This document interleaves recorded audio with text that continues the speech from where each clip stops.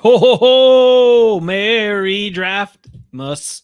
Whoa. And Raider Rick is a special guest. That's right. Tonight. The Raiders are nearly on the clock. And I played the retro intro because I wanted to hear that Ben scream again. That's like one of his favorite screams of all time. It's a good tune. You want to know the best thing about draft night, Jason? What? You're going to have a whole new crop of Packers that'll have pictures that you can use to update your intro. That sounds great. I'm sure they're all going to be very impactful as well. Anyway, here we are. It's draft night. I don't want to poo-poo on it. The draft is in Green Bay.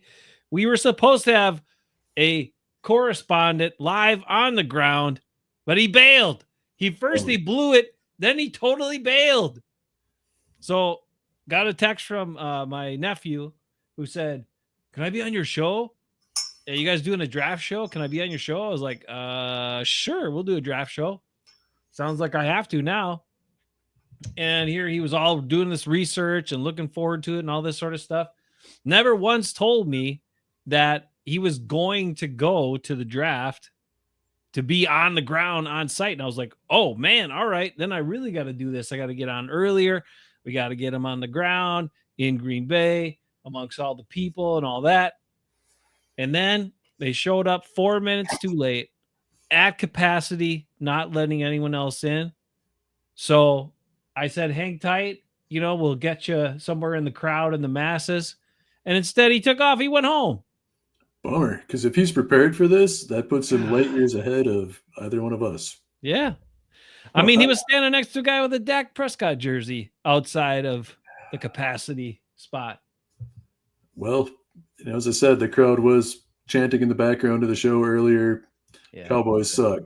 So maybe that guy was just afraid to go in. And they're no, I appreciate it. Efren wanted to do it. Unfortunately for him, they got there just a little bit too late. Sorry, I was going to give him a hard time, but actually it's cool. I'm sure they're going to probably get over there maybe tomorrow or the next day for the later round stuff where it's probably not quite as packed. Yeah. And they can get in and see it. It's pretty big layout in Green Bay, pretty amazing, pulling all that stuff off. I mean, Rick, you and I grew up over there. I mean, this is a big deal, man. This is like crap ton of people in, lots of revenue for the city and all kinds of people. Just the whole surrounding area. Right? Yeah. And some people rented their house out for the week for like 20 grand or 30 grand. Good luck to them. I mean, congratulations to them, right? Damn. I mean, I was back home last weekend. It's 45 minutes away from Green Bay. And even in small town Algoma, there's signs up in all the bars advertising draft parties and, meet here for the draft tailgate. And, it's kind of cool, right? I mean, most people probably don't pay that much attention to the draft in a normal year, but it's something fun, right? Even though you're not there in Green Bay, Packers fan base getting excited. Hopefully the team repays them by making some good choices here. But yeah, it's a fun event. And I mean, Lambeau it's a cool place, right? It's historic with all the renovation they've done around there. It really is sort of a destination. So it's the sort of place that a lot of football fans don't really get a chance to go to, but it is one of those, it's like bucket list sort of destinations, right? So we take it for granted because it was in our backyard, right? Yeah, that's true. That's true. I mean, the Packers have played in that location for such a long time. I remember growing up around there when there was like basically just the parking lot. Kmart was right near there. Some other, just regular stores and stuff. Yeah, just And it's really, they've really transformed that whole area. all right. Browns taking Mason Graham. That means the Raiders have a chance to Ooh, be smart or let's screw do it it. up. Let's get an impact guy who will do some good stuff for you. I I'm mean, really, I'm hoping for Janty.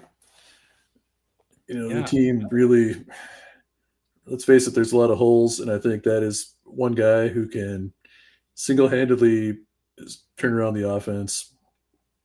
They brought in Gino. I don't think quarterback's a big pressing need. Offensive line's got some potential. Hopefully, they address that in later rounds. But I think Janty is a guy they can build around for the next few years, especially with Pete being there now. So I mean, wasn't crazy about him bringing in Pete Carroll, but I will admit that for a team that's really struggled to find any sort of identity in the last 5, 6, 7 years, whatever, Mhm. it should be a stabilizing factor. So Yeah, the guy's pretty old. I'm not sure how long he'll be around, but it could be what they need to get back on track. So no, they need to pick Jonty, run the crap out of the ball, take some yeah, pressure off Gino. Maybe they can win, 8, 9 games this year. sure. Dump it off to him. Good stuff. Look, I just gotta. I don't know. Clearly I didn't research all these players. I was more focused on the later round guys where the Packers might pick. Guys at the top of the draft, I wasn't that worried. But I mean, short arms going at number 4 was a big surprise. I mean, it saved Goody from him and saved the Raiders from him, which is good. But that guy, I don't know, man. If you watch his technique, Will Campbell, those arms matter. Those arms are going to eat him up sometimes. And I don't know. There are a lot of other offensive linemen in this draft that I would have drafted before that guy. So I don't know. But the Patriots went with him. And then this guy, too, from Michigan, Graham, I mean, he's not, I don't know. He's a little undersized for my liking. And he's a little, not quite the physique you'd look for at a guy that's like 290 something. I don't know. Maybe he'll be good, but Hey, Yurko didn't have the physique. He wasn't very big.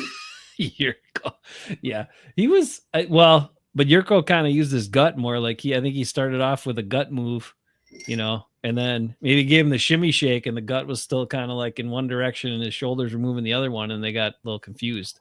Guys trying to block him. All right, Raiders. We'll see what they do. But anyway, I didn't research him a bunch, but all these great clips they showed of him, his technique's not great. He's too high. And Are we talking about this Graham? Graham dude, yeah, I'm not impressed.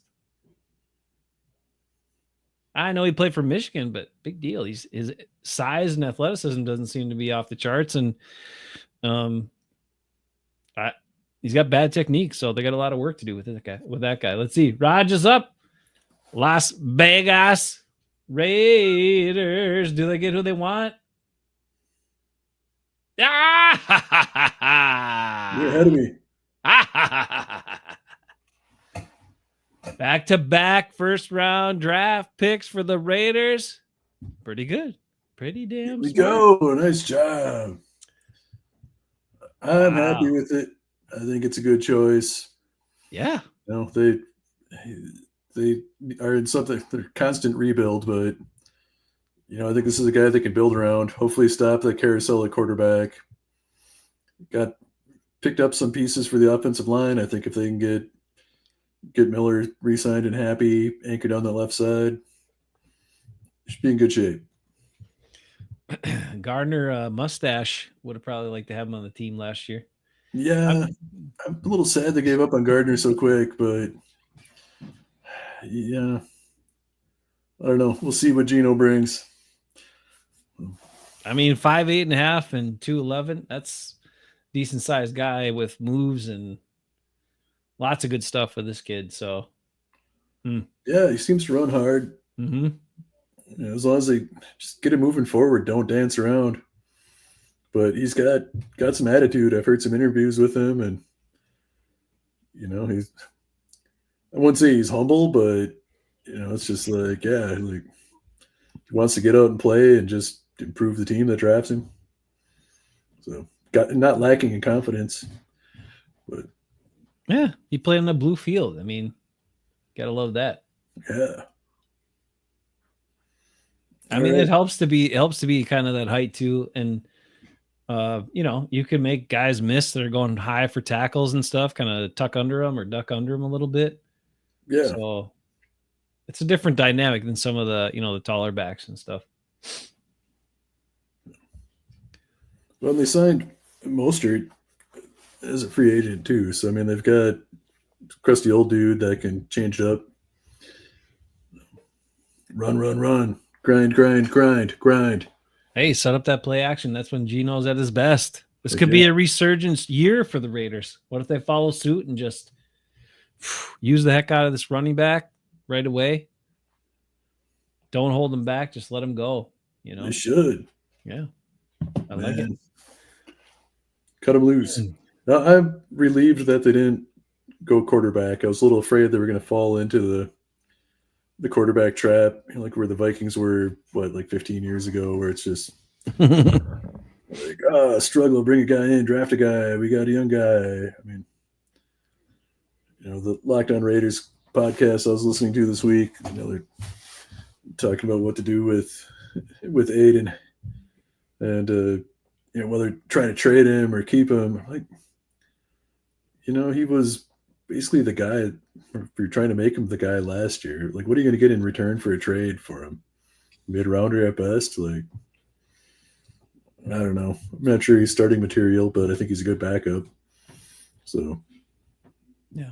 Give him some more time. Give him some time to work on that mustache, too. Maybe Minshew gave him some care instructions or something. Yeah, growing his clippers. Yeah. You got to take care of your roots, so then more hair pops out. Yeah. Thicken that stash up. Wow. Jets already in with their pick. They're not wasting any time. This new Jets regime doesn't like to mess around, apparently. Quick to get rid of Aaron Rodgers. Quick message, and then quick with their pick. I like it. Aaron Rodgers. What a piece of garbage. I kind of wish the Packers would never welcome him back, to be honest. Like, I don't even want to see it, but I know it'll happen at some point. Yeah. Maybe he can just play, like, of course, nobody wants him anymore. That's the problem. Maybe he can go play in some other football league for a while, like be really old and just keep making money because that's what he likes to do anyway. Well, what's he going to do this year? I mean, I don't know. Even at this point, I'm not sure Pittsburgh would sign him. It doesn't seem like they want to play his game. Yeah, they're pretty desperate, though. I mean, it's that or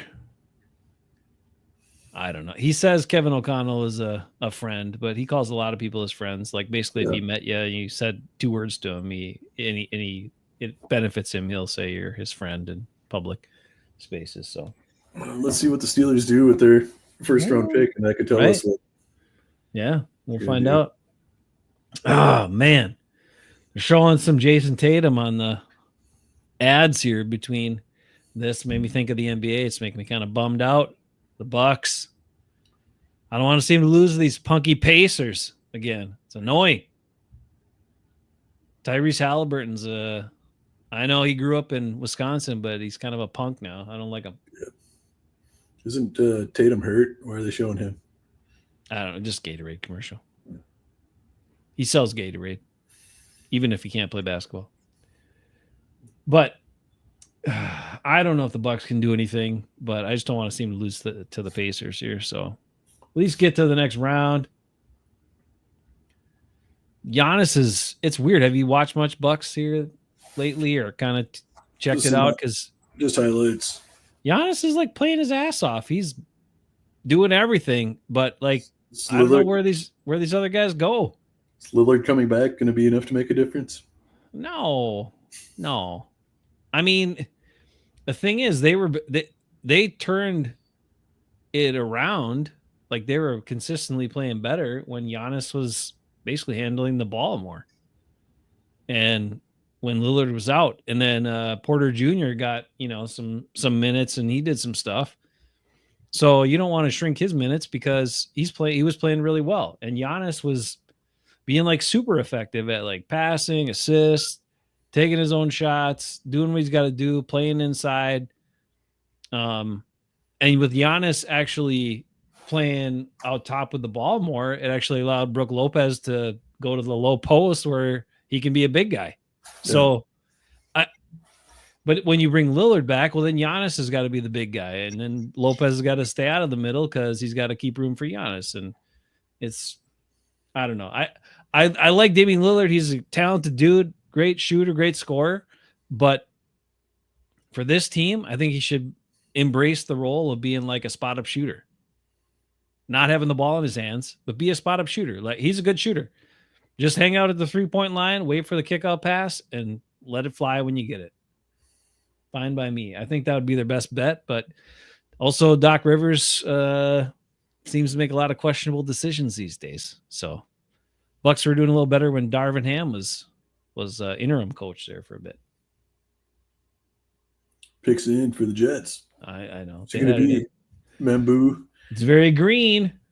It's very green. Offensive line would be my guess.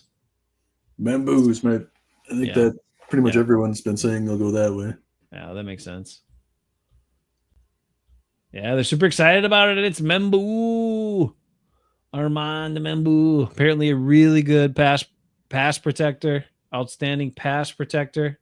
Needs some work on his run blocking, I've heard, but that's okay. Oh, geez, he needs a bigger hat, too. That hat is not nearly big enough. He just tried to put it on and won't even get on his lid. He's a big man. You know, something interesting is Will Campbell is short arm. His dad has long arms. I don't know why he got the short arm. He drew the short arm straw. Short arm with a stick? Yeah. His mom has kind of shorter arms, so maybe that's it. Yeah. He had his mom's arms instead of his dad's arms. This guy does not have short arms, though. He's all right. He's I watched some Chris Sims stuff on him. He really liked him. Thought he was by far the most athletic, talented, best pass blocking, like just lock it down kind of pass blocker guy. So handle speed rushers, power rushers, all that good stuff. So that guy's a starting left tackle right away. Played a bunch of different sports.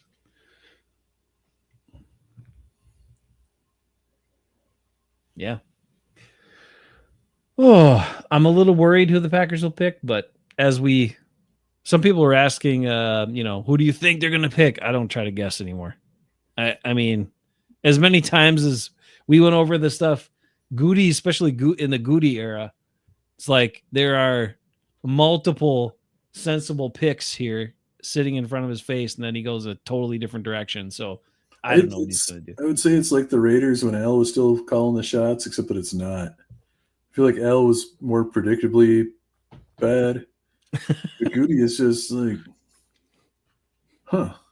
like you really had to reach for that one, huh? Like, I think he has the same.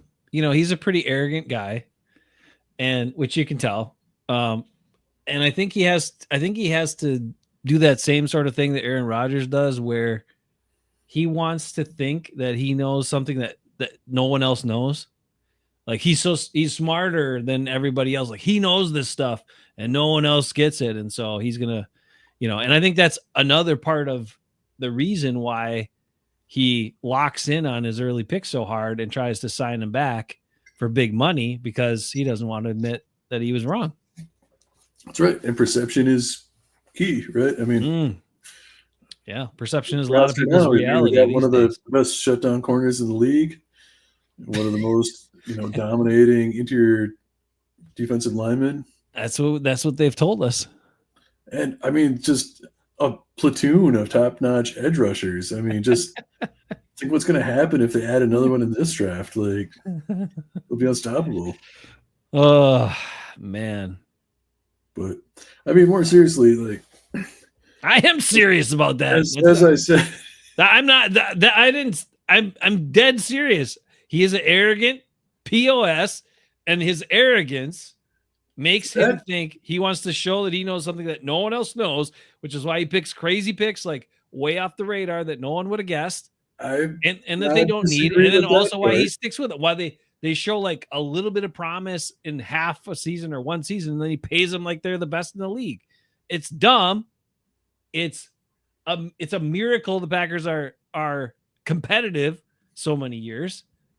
And I don't know. I don't get it, but it still works out. They find good guys later in the draft and undrafted guys. They have like this history of having really good undrafted guys that make an impact. But anyway, sorry. Go ahead, Rick. I'm sorry. I was just gonna say like that part I'm not disagreeing with.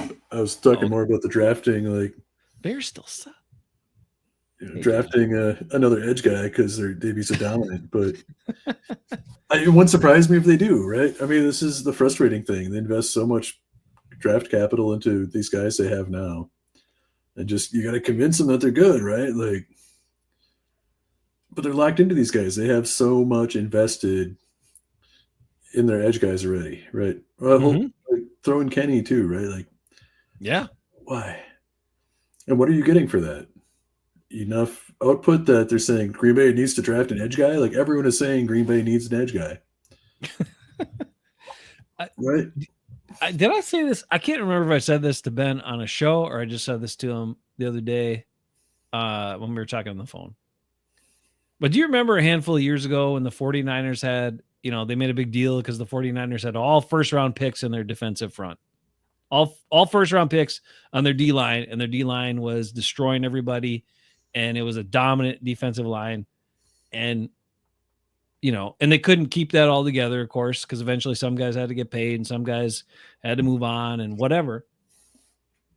But like, I mean, the Packers have that, right? I mean, they have a 12th overall pick, a 13th overall pick, Kenny Clark, who's a first rounder and gotten multiple big contracts, and Devontae Wyatt. So this year, they likely will have all starters that are first round picks, a full defensive line of first round picks. And they're talking about how they can't impact the quarterback and they need to get more help to get pressure on the quarterback. And they still have problems stopping the run. So Exactly. you tell me, how does that make sense? When you invest that much in that group, like why isn't that group not dominant? Why? Exactly. That's my point, right? Like, yeah. So JJ in the chat on YouTube said Green Bay has depth at edge, not great depth. That's right. I mean, they have depth guys, right? The problem is they're missing their first tier guys. Like the guys they have would be great rotation players, right? But Gary's getting paid like he should be a stud, right? Like Van Ness got drafted like he should be a stud. But what are you getting out of those guys?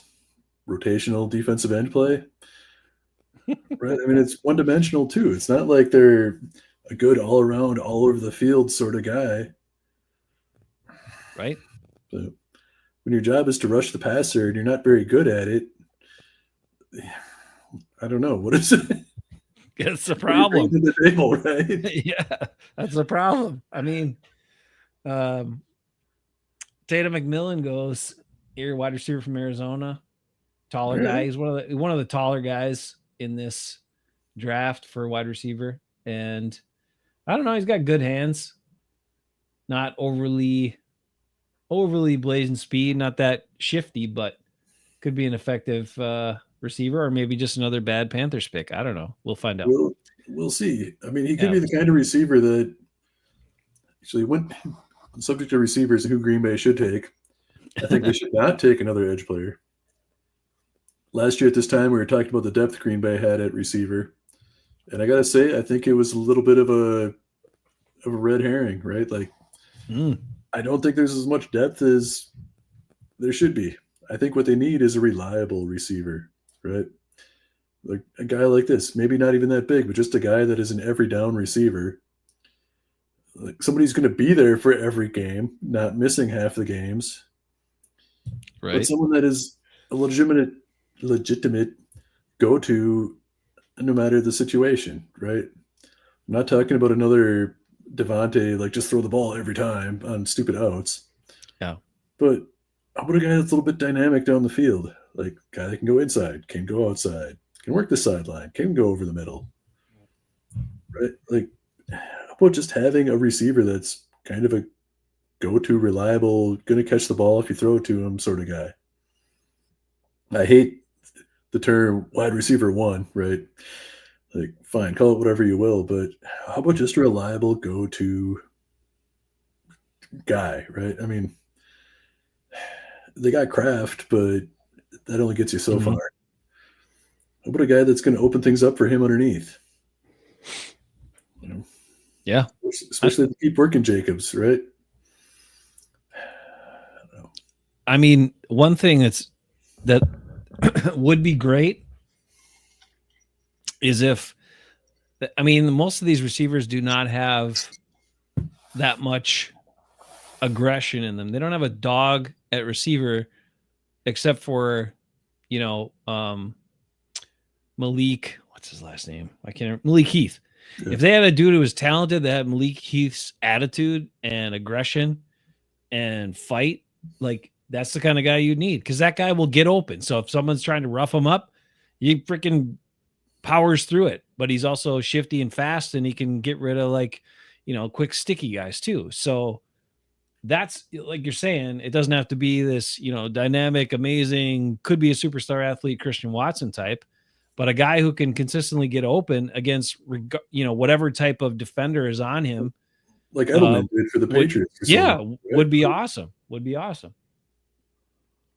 I don't know. And it doesn't have to be, he doesn't have to be a huge guy. He just has to be a guy that's got the all, you know, well-rounded enough and has that kind of dog mentality that he'll just deal with whatever the situation is. He's going to win. He's not going to get bested by somebody he's going against. Yeah. Well, awareness too, right? I mean, let's face it. He's not going to be getting the ball perfect over the shoulder every time. Right. So be aware, learn how to adjust the ball, how to play the D-back. I'll say one thing about this kid who's just drafted, that he's very good at locating the ball. Very good at, like, we've seen a lot of guys, Packers receivers right now in particular, who, if the ball's up in the air, they have a hard time finding it. But this dude tracks the ball really well. So that's going to help him in his pro career. Let's see. JJ says Higgins, wide receiver, second round.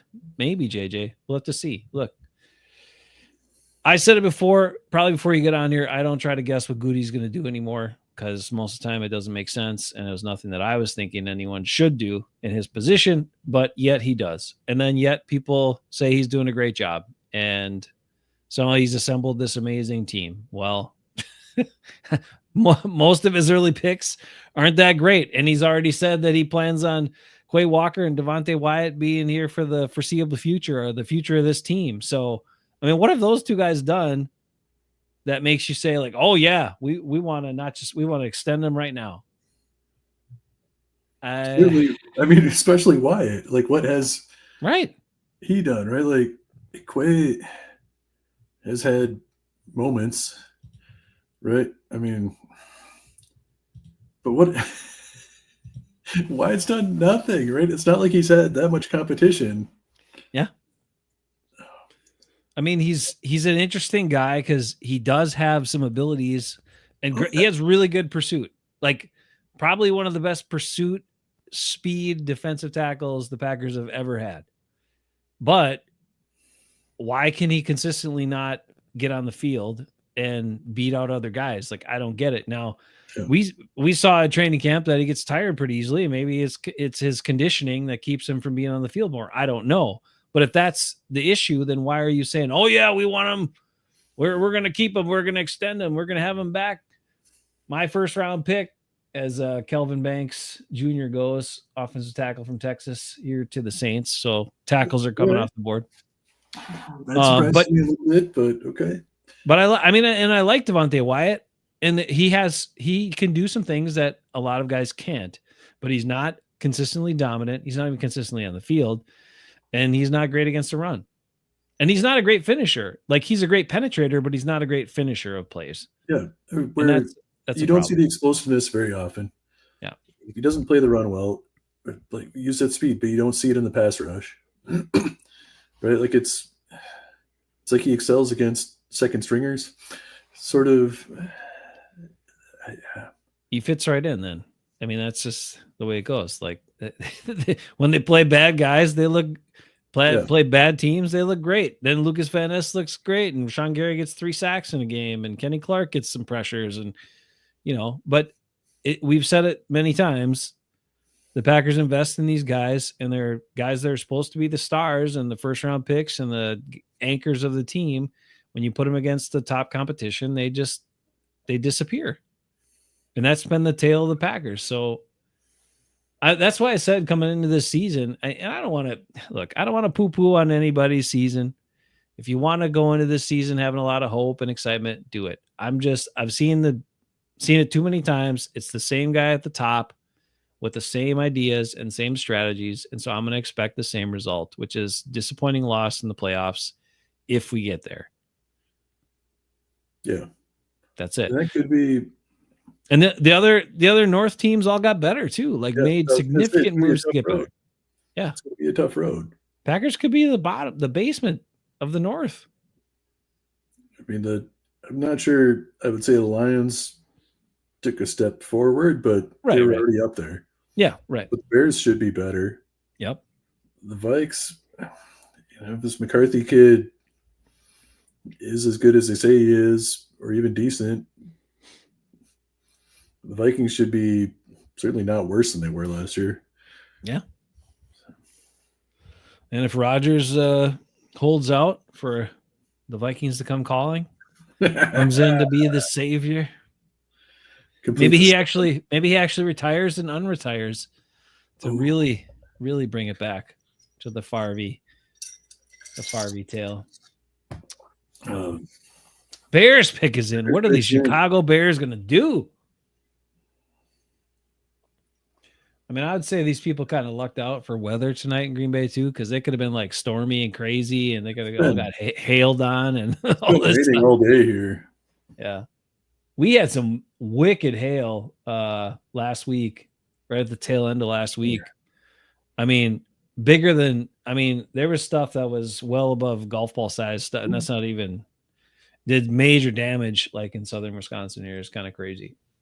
And the other weird part is usually hail comes down. It comes down for a short spurt. This was like 10 minutes straight or more, 10 to 15 minutes straight or more of like big ass hail and really high frequency of it. So a lot of people had roof and siding, windows. Cars had their like windshields shattered and all kinds of crazy stuff went out. Yeah. That sucked last week. And now we're supposed to get more hail on Monday. Dang. Weather events. Little different, right? Than it used to be. Yeah, Bears. Subject of car stuff.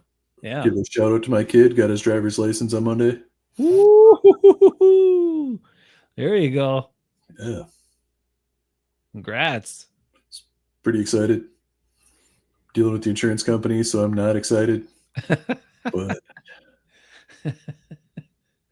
man. He seems like a good driver. I'm not too worried. But yeah. Congrats to the mini me. Yeah, that's awesome. I mean, it's pretty cool because they get more freedom. They can realize and experience some of that stuff and go do some stuff they want to do. You don't have to pick them up all the time for things, which is nice for you. But right.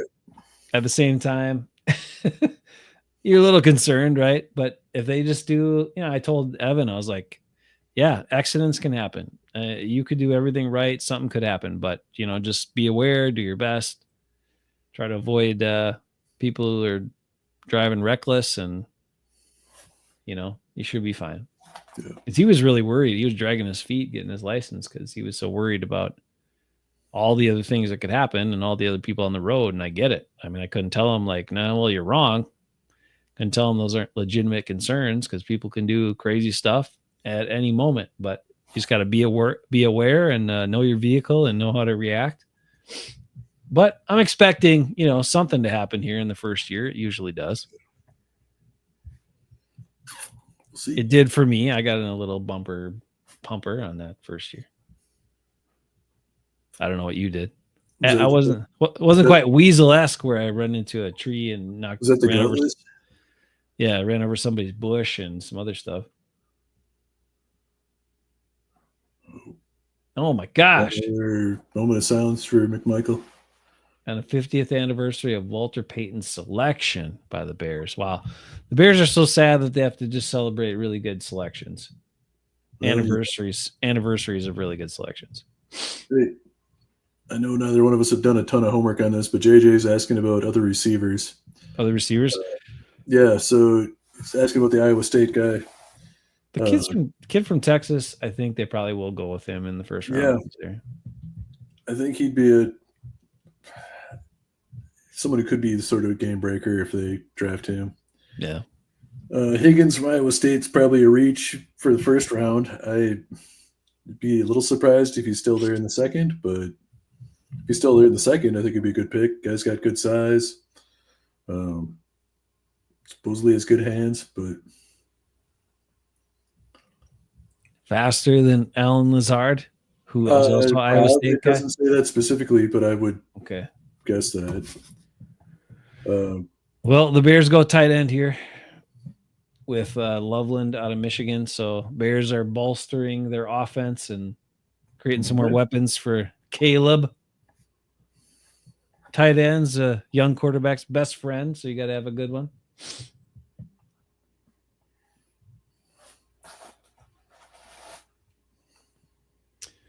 This pretty decent sized kid.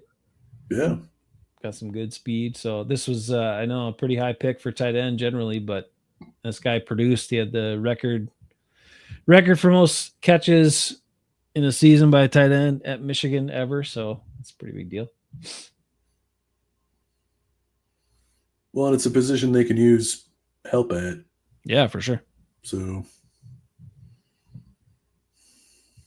And it does. I mean, the Bears went wide receiver, really boosted that up between the draft and and like trades and stuff and free agency in the last couple of years. And then now you get more weapons. Now, did they do enough on their offensive line? I know they got, Tooney and stuff, but their offensive line has been their Achilles heel for a long time. But maybe if they shored that up enough, and their defense was pretty good last year. That's why I'm kind of a little worried about the Bears. Like, I mean, the Bears almost beat the Packers both times last year. If it wasn't for a Carl Brooks fingertip. That's why Green Bay needs more defensive line help. Yep. On the edge, too. Yeah. Where they can't make many plays. It's important. I really hope they don't take some tweener offensive line guy that they should be in like the second or third round. I feel like we've been down that road before. But Goody loves his Swiss Army knife offensive lineman. Mm-hmm. Oh, JJ also likes Trey Harris. That's what you're saying? Okay. I mean, if they go wide receiver here in the first round, they're most likely not going to go after those other wide receivers, because they still have, based on the fact that Christian Watson had another injury that's going to keep him to having a less than productive season. They feel very confident that they're going to be able to sign him back for not that much money. And they should be able to be honest, unless someone was just so enamored by his talent and skills and thinks that, they can keep him healthy and he's going to blow up and be the best receiver ever. Unless someone really thinks that, no one should offer him a bunch of money based on the fact he's been injured all the time and hasn't produced a lot. Now, if that's the case, they'll likely, if they believe that and they draft a wide receiver here in the first round, I don't think they'll draft another one, because then my guess would be that they would say, okay, we're going to ride it out with Romeo this year. We're not going to sign him back after this year, but he's a reliable, good, productive receiver for us that we can have this year. And so we don't need to get another guy right now. We'll get another guy later, like next season. That's my guess, but it's Goody, so who the hell knows? Yeah, I mean, it could be draft 5 receivers because, we need depth. So yeah, JJ points out they need a speed guy. with Watson not being back, unless they go with Bo Melton. Yeah, I mean, Bo Melton can kind of play that role to some extent, not at the same level as Christian Watson. Like, he can't threaten the defense quite the same. But, if they get this kid out of Texas, right? Isn't that where he's from? Yeah. If they grab him too, he's like speedy. So you could have multiple threats. And the other thing we've talked about on our show before, and I'm sure other people have brought it up as well in other forums, is like, why if you spent a second round pick and you didn't deal him, then let's use Luke Musgrave for what he's actually good at, which is running fast down the middle of the field and threatening the safeties. Push those linebackers back, threaten the safeties with a guy who's tall and big and fast in the middle. You open a whole bunch of stuff up. So if you don't have like a super speedy wideout, you can do that with Musgrave. Yeah. But the coaches have to implement it. They got to do it. Exactly. Use the guys to their they've got these guys that all have their specialty or whatever, their ability to create a mismatch, and they've really utilized them very poorly in that regard. Right? I mean, even Watson, how often do they really use his speed, even just to try to open things up underneath? Not nearly enough. They have him do like him run oftentimes the underneath route or something, which doesn't make any sense. Like, he's a guy that, and we've all seen it, he's not a quick accelerator, but once he gets going, he's super, super fast. So let him run, let him open it up, and then run somebody underneeth. So if he doesn't beat his guy deep, like, you can get an easy 15-yard completion, 20-yard completion underneath his go route. It's not hard. Like, I know these guys get paid a crap load of money, and I know, the coaches try to talk down to everybody and all this sort of stuff. But I mean, having success in football oftentimes is not that hard. It's like doing things that make sense, utilizing your people to the best of their abilities. And you can probably have make things easier for your players if you do that. But we saw it for many years. Matt LaFleur didn't utilize his players to their strengths, and it was weird. It's like, Luke Musgrave should never get a quick screen or a tight end, quick out. Like, just have him fly down the field. Tucker Kraft is a shifty run after the catch guy that can break tackles and do all kinds of stuff. He's the one that gets that stuff. It should be easier now because he doesn't have to worry about which running back to put in. So. Yeah, right. I got someone creeping down the stairs here. I see it. I do wonder if that's the other thing I wonder about with this Packers team. Oh, sorry, that's the other thing I wonder about with this Packers team coming up is if they don't draft any of these running backs in this draft or pick one up as a undrafted free agent, because there's so many pretty quick and deep running back group, then are they good with Emmanuel Wilson and Chris Brooks, and then just adding somebody else in there, with undrafted guy, whatever? Because there's a lot of, if you watch the stuff from the combine, a lot of these backs are pretty similar size, speed, abilities. So there's a lot of good backs in this draft that could be productive and be different than what the Packers have. Oh, man. No, the 49ers took Goody's pick. Michael Williams. No. Yeah, Michael Williams. That was who Goody wanted. Bummer. Shamar, Andy Herman will get it right. Well, I'm going to duck out for a second. I got to help. All right. Yeah, you're good. You're good. Wow. I totally thought the Packers were going to get stuck with this guy because Goody would not be able to help himself from taking a young project with a ton of talent. But the 49ers saved the Packers and Goody from Michael Williams. It's not that he might not be a good player, because he very well might be, but he is, like JJ points out, kind of undersized. He's very raw, which the Packers don't need another raw guy. They need a guy who can play and produce. And I don't know. I get he's young and Goody loves young guys, but it's not overly impressive when you put the package together at this point. And he's got a lot of work to do on his body, on technique. Maybe he'll do it. Maybe he'll get there. We'll see. But I'm not, this doesn't concern me. Like, oh my God, the 49ers took this guy who's going to be a superstar. No. 49ers kept the Packers from taking a guy, thank you, that they didn't need to take. So good.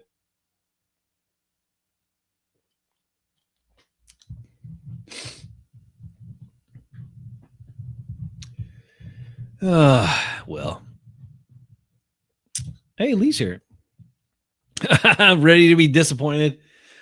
Lee, I'm not going to be disappointed this year because I know I've set myself up to not be disappointed. Lee's wondering if we're ready to be disappointed, he says. I set myself up to not be. I'm no, Rick is you're excited. Instead of beer.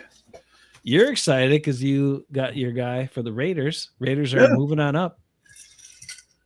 Was Brock Bowers Rookie of the Year this last year? Or was he not? Offensive Rookie of the Year? I think offensive. Maybe like back-to-back Offensive Rookie of the Years for the Raiders from the last time. When was the last time that happened? Never? Probably never.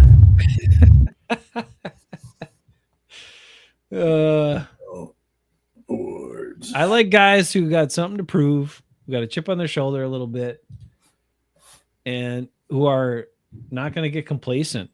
Packers need dudes who are tough and scrappy and not going to get complacent. All right, Tyler Booker. Offensive Rookie of the Year was Jaden Daniels. Oh, yeah. Okay, quarterback. Yeah. Well, Brock Bowers was better. I think he was in discussion for it, but Cowboys take a guard, Tyler Booker. Unlike the Packers, who do not value guards in the first round, the Cowboys do. That's right. Well, the Cowboys are smart enough to draft guards to play guard and not short tackles with short arms. Try to make it play guard. The Packers will wait until they're too expensive and then sign them like Aaron Banks. Man. Did you like my meme I made this morning? Mo didn't seem to appreciate it.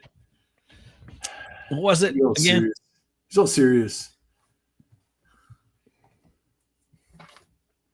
I gotta find it.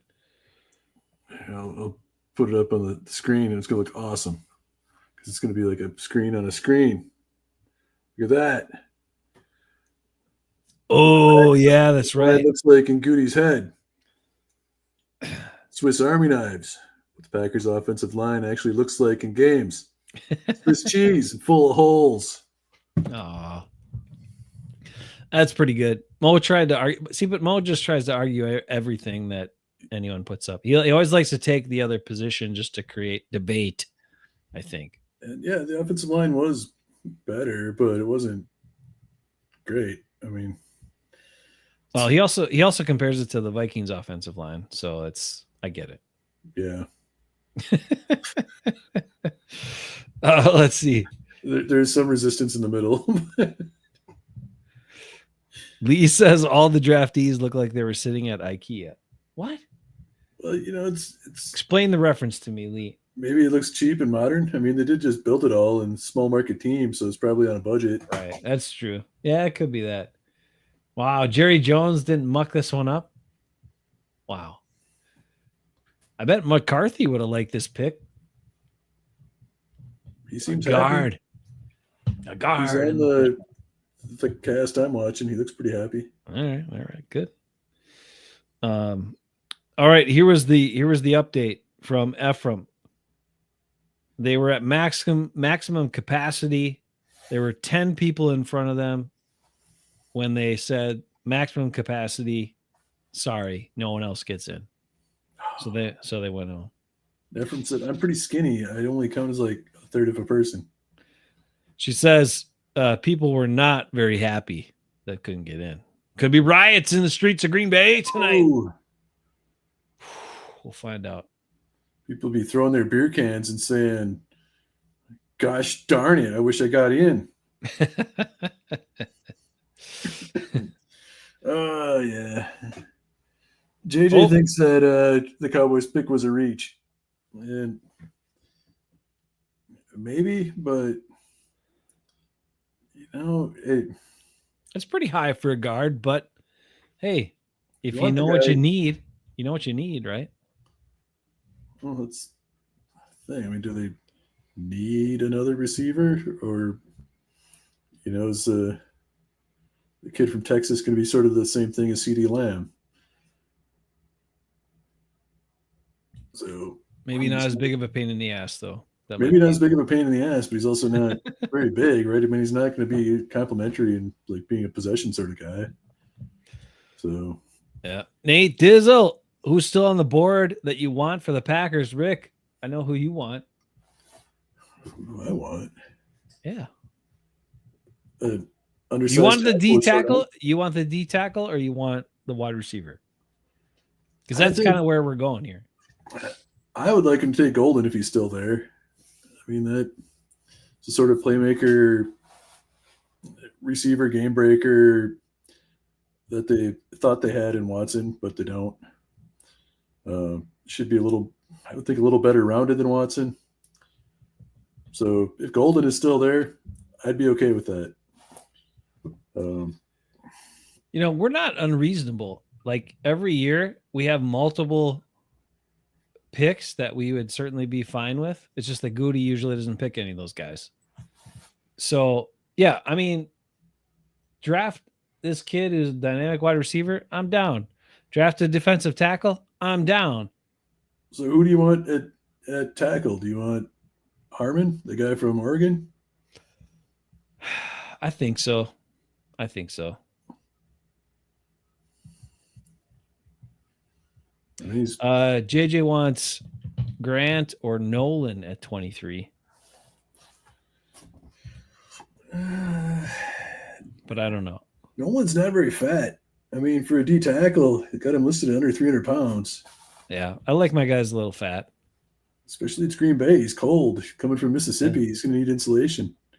He's going to have a couple bowls of chili at Kroll's or something. Fatten up a little bit. I mean, the thing we need, to be honest, right, as well on the defensive line is a disruptor. Because currently the guys we have, other than Devontae Wyatt, who can only be disruptive like a couple times a game, they're not disruptive. Like Kenny Clark, I'm sorry, he's not disruptive. He's not fast enough to be disruptive. Van Ness, not disruptive. Gary, not disruptive. Who's disruptive? Who penetrates and causes problems for the other team on this defensive line?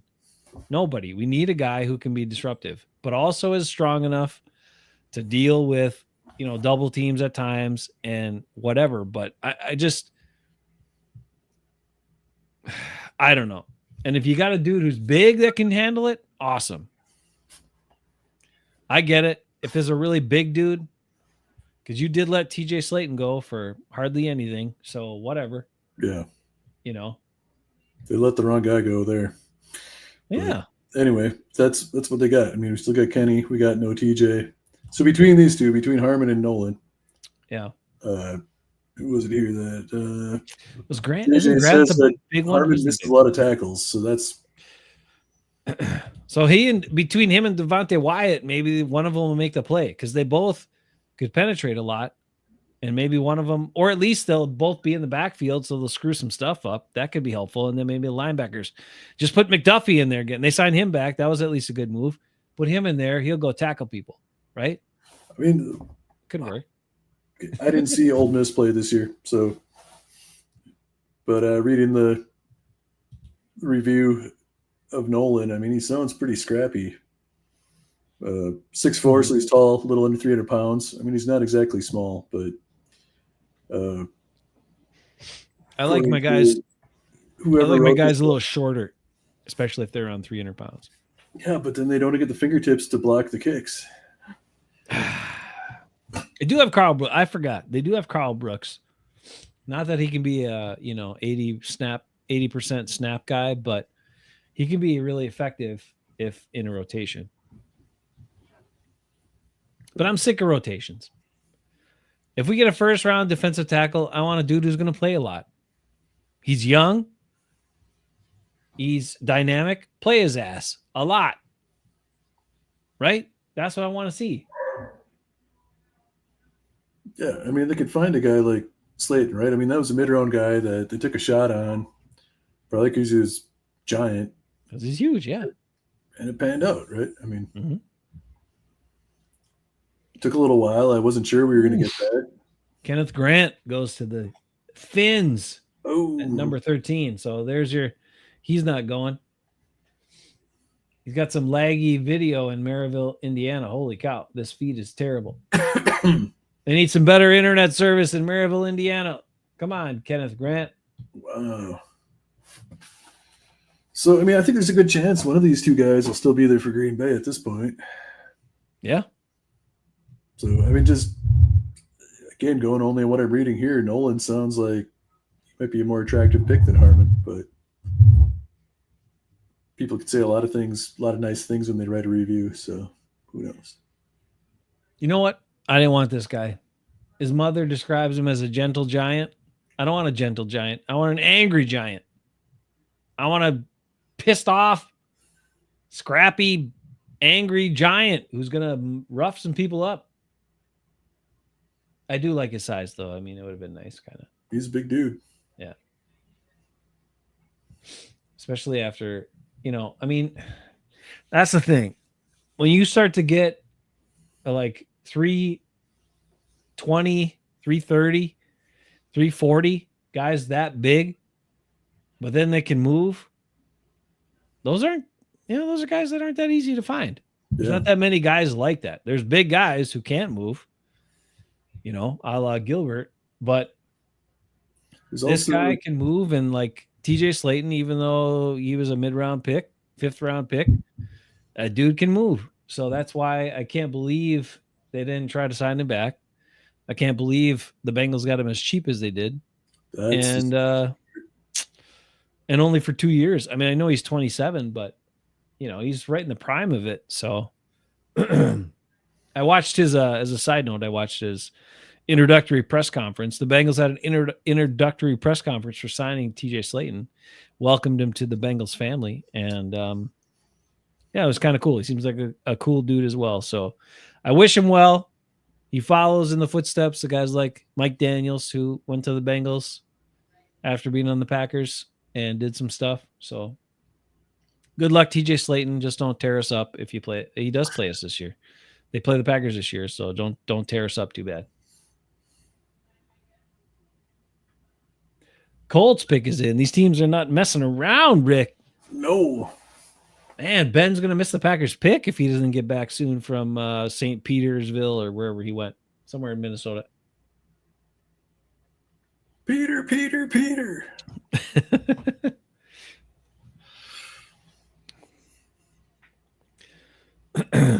I wouldn't mind Kenny Clark being gone right now, guys. Guys are talking about we need a Kenny Clark replacement. Damn, another tight end goes? All right. Was it Kuiper or someone was saying that 2 could go in the first round? And I'm like, oh, come on. 2 tight ends in the first round. Give me a break. 2 in the first 14 picks. Tyler Warren out of Penn State off the board. Ooh. Wow. All right. Well, I guess you got to find someone to make your quarterback look good. Yeah. It's interesting, right? I mean, he's got really good size, but I don't know what happens. I mean, maybe Tucker Kraft was just kind of like a unicorn or whatever. The fact that he came from such a small town in South Dakota or whatever, and then went to a small school and all that sort of stuff. I don't know. But it seems like if it were up to me, I would look for a dude at tight end rather than wasting such a high pick on him. I'd look for a guy that went to a small school that, might have similar attributes and size and all that sort of stuff. And maybe needs a little more coaching, but seems like that could be a way to find a guy in a later round who's actually could be really dynamic. Because I don't know if Tucker Kraft is going to be invited or has been invited to the tight end university this year, but I hope he is. Because I think it's going to be one of the top tight ends in the league this year. I'm just trying to think back through, like, either tight ends that were drafted early, Bubba Franks. How often do they not turn into anything? But Yeah. then these guys come out of nowhere, right? Like Antonio Gates kind of came out of nowhere, right? Like I don't remember him being Mm-hmm. much anticipation. Yeah. Kittle Wasn't was he? like a 5th-round pick or 4th-round pick or something. Yeah. So, I mean, yeah, look for the athleticism and size and hope for the best. I don't. I mean, a lot of that position. I mean, in football in general, a lot of it is kind of the attitude and the effort. But at that position in particular, because you got to get down and dirty and block a lot, and you've got to catch balls over the middle and go against a lot of different types of players in the passing game. A lot of it is about those attributes, right? So, do they have the physical size and speed and all that you can work with? Yes, but then the the big contributing factors are attitude and effort. Like what's the makeup of that person and Yeah. craft. That's why, I mean, on paper, Luke Musgrave should be amazing, but he's just okay because he didn't have that same sort of drive and effort that Tucker Kraft has. Oh my gosh. Oh wait, he went away. He came on for a second. Now he went away. Oh, hang on. But that's also Our a position, correspondent. right? You were saying it's like you need so much getting down and dirty, being a pass receiver. Yeah, But it really depends on the offense and the coaching and how you're going to use them, right? sure. I mean, there's tight ends that are oversized receivers that you go for the mismatch. You got tight ends that are just more of a blocker, big dog sort of type. So, what do you want out of your tight end? You need a coach and an offense that's going to utilize the attributes of that tight end to actually get something out of them. 100%. Like go with Musgrave, right? You got this guy who's physically should be creating mismatches just about every week, but if they don't put him in position to do that, don't use those skills and abilities. But then you got a guy who can't block very well. You got a guy who's not going to perform very well if you do the little dump off, bubble screen, whatever, over the middle sort of thing, because it's not what he excels at. So Yeah. I mean, that's coaching, right?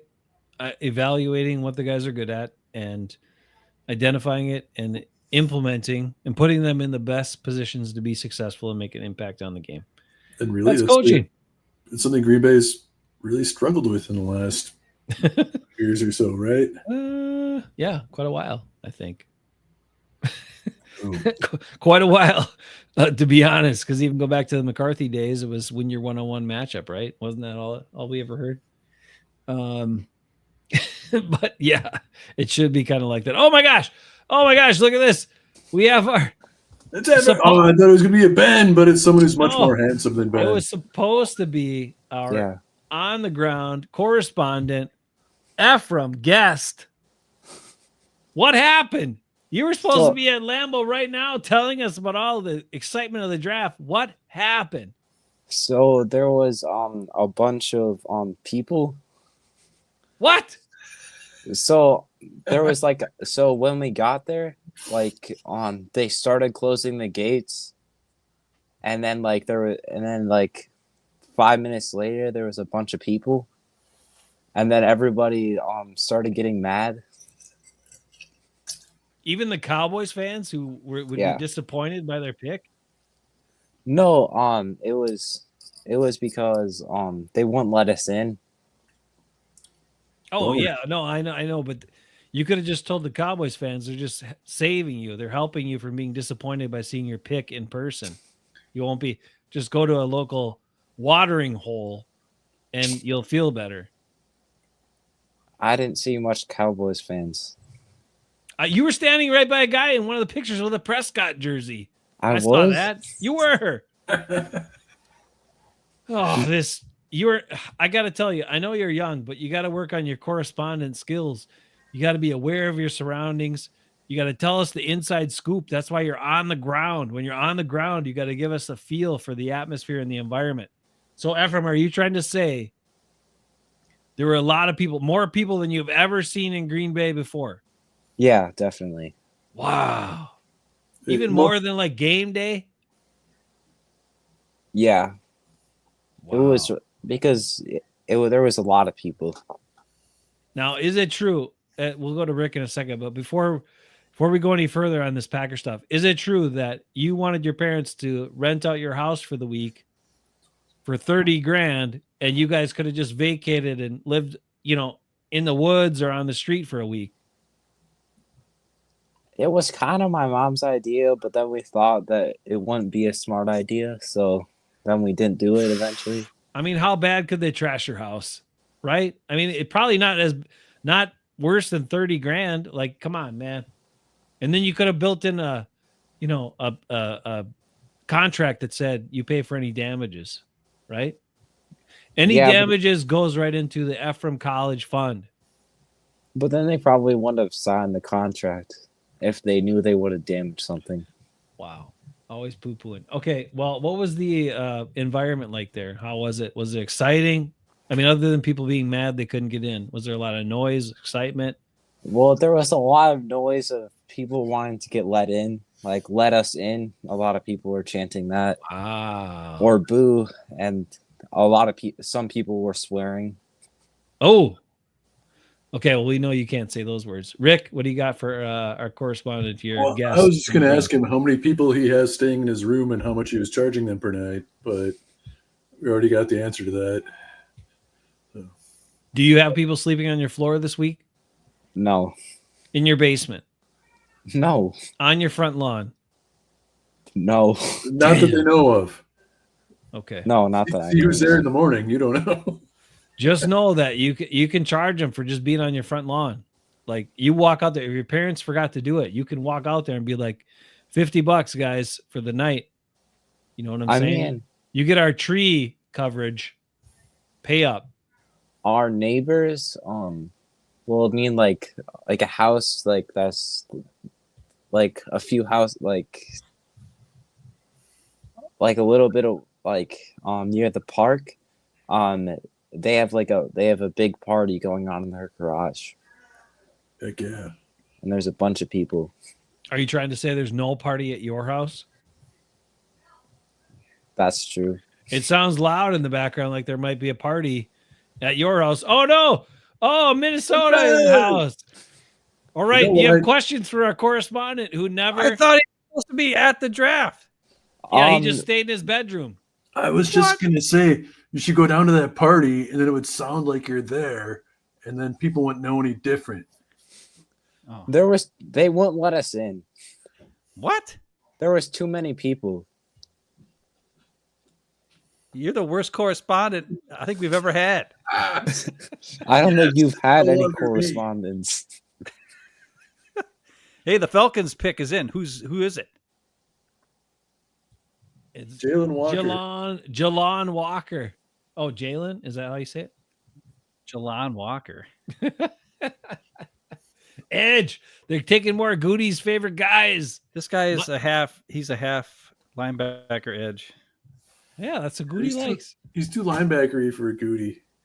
He's an Edgerrin Cooper type player, yet not as good.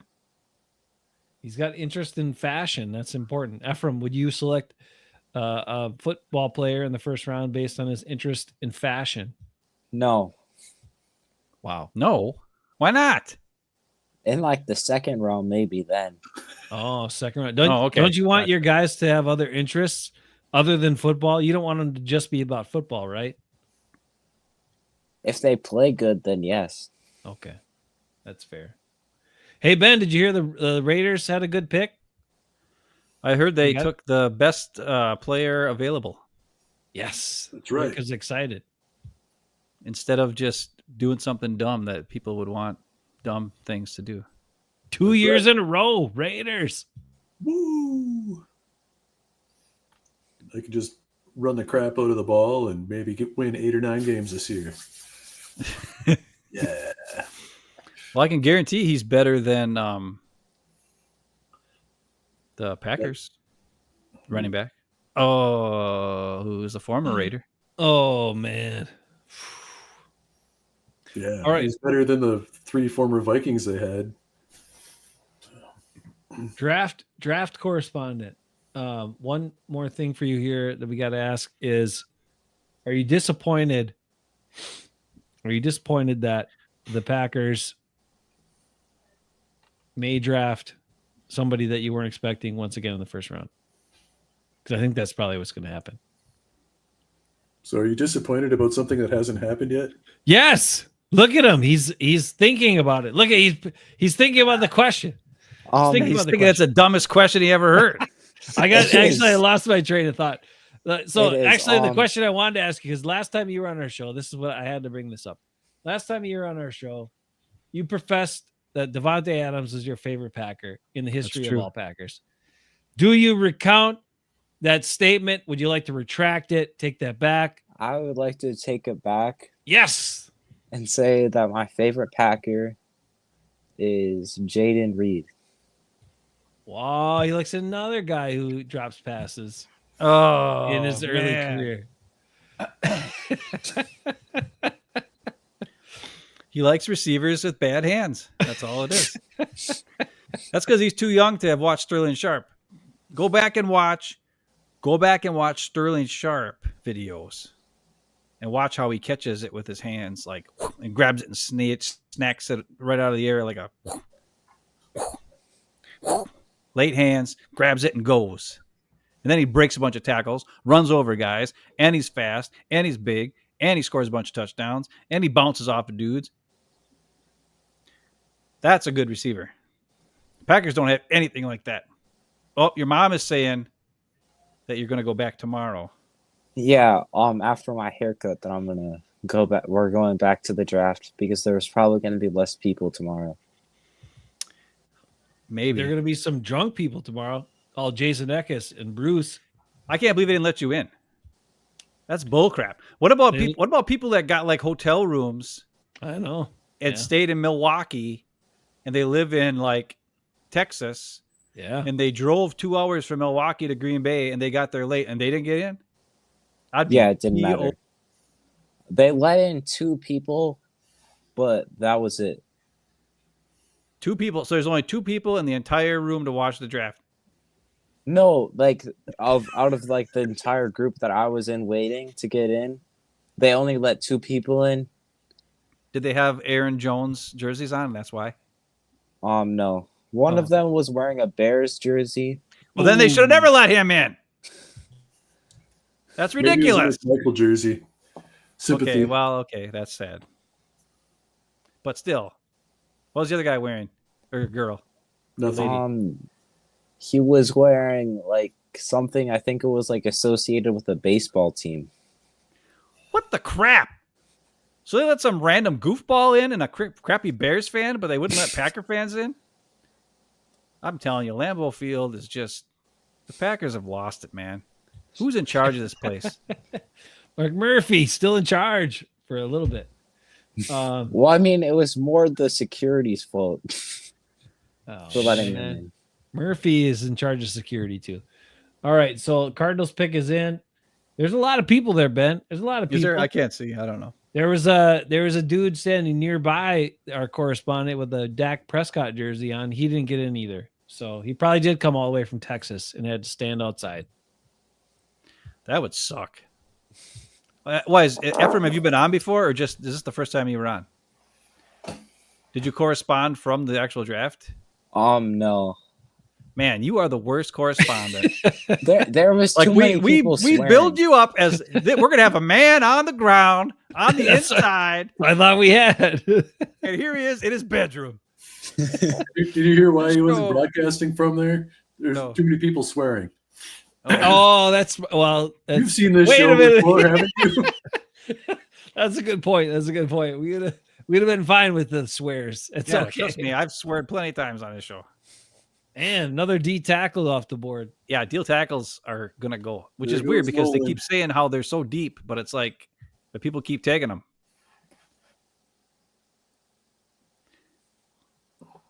So the Packers they're quite a ways. Oh, they're getting No close Grant, here. no 1, 2, Nolan 3, for the 4, 5, Packers. 7 Sorry, picks Nate away. Dizzle, if you're still out there. What's that, Rick? Sorry to Nate Dizzle if he's still out there. He was Oh, pulling for Nate, Nolan. he really wanted Nolan, huh? Yeah. Nate JJ Dissel- oh, did too. JJ said JJ seems to want any defensive tackle. he wants D tackle. He's Give me mad D about tackle. he's mad about Grant. He's mad about Nolan. He's mad about everybody. Oh, JJ points it out though. There's that guy in Florida 6'5", 460.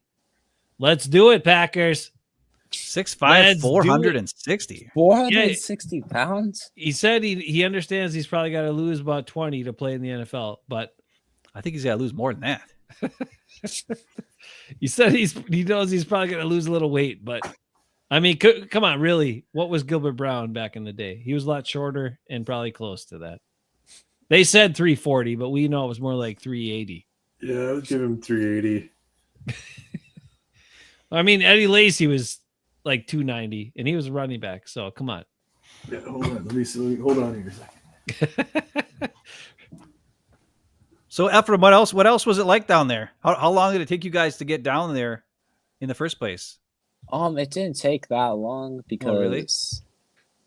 Did somebody drop you off or what? Yeah, my dad dropped us off at Target because so he had up at Target and then said walk. I got to do some shopping. Now you walk over to Lambeau. No, so yeah. Oh, so basically what look at happened that. was that That's not 340 pounds, I'll tell you that. yeah, that's a little bit more. That's right. Autographed Gravedigger. Wow. Wow. All How right, did sorry, you get Ephraim. that?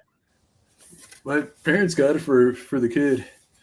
Wow, nice. I think he was at the mall in Green Bay one time when they were there. They're like, "Hey, look, it's Gilbert Brown." So, there probably wasn't a very big line. Hey, Gilby's still a fan favorite, Yeah, we're still talking about him. Yeah. What were you saying, Ephraim? So my dad had since he's gonna be my soccer coach, What? he had to do training, but it turned out that the training was canceled and they didn't even schedule in the first place, even though they sent my dad an email that training was today for him. That's because they realized no one's coming to any training when the draft is in Green Bay. I'm sure. Did you have school today? Was school canceled? No, school's canceled tomorrow. But Okay, I knew something like that was going to happen. the Green Bay schools, they have the entire week off. What? Come on. You can't. But De Pere cancel had to go school. 4 days and you only get 1 day off at De Pere? That's a bunch of crap. That's dumb. What do they need the whole week off for? Were they putting those kids to work and like building all the Maybe. stuff at Lambeau? They don't have enough people, so get all those students over there, free labor or cheap labor. Oh, look! Oh, we got our Gilbert. other correspondent mom says Gilbert is going to be at the comic store tomorrow in Green Bay. So anybody watching, you want to go and get some Gilbert Brown autograph, just like Rick has. That's right. Super valuable. Rick also had that Eddie. Did you get that Eddie Lacy one from? No, I didn't win it. That was Oh, an you auction. did. Yeah, Your I don't- bid was I you had underbid it. 70 Like, bucks to throw on that. did you go below like the initial bid or what? Hoping that no one would do the starting bid. I think that might have went for triple digits. I mean, Packer legend. Did it come with a bag of snacks It might have. or a bag of chips or something? Came in Oh, a nice man. frame. Ooh, the Bengals had a huge added player that they signed in the offseason. Oren Burks was a big signing for the Bengals.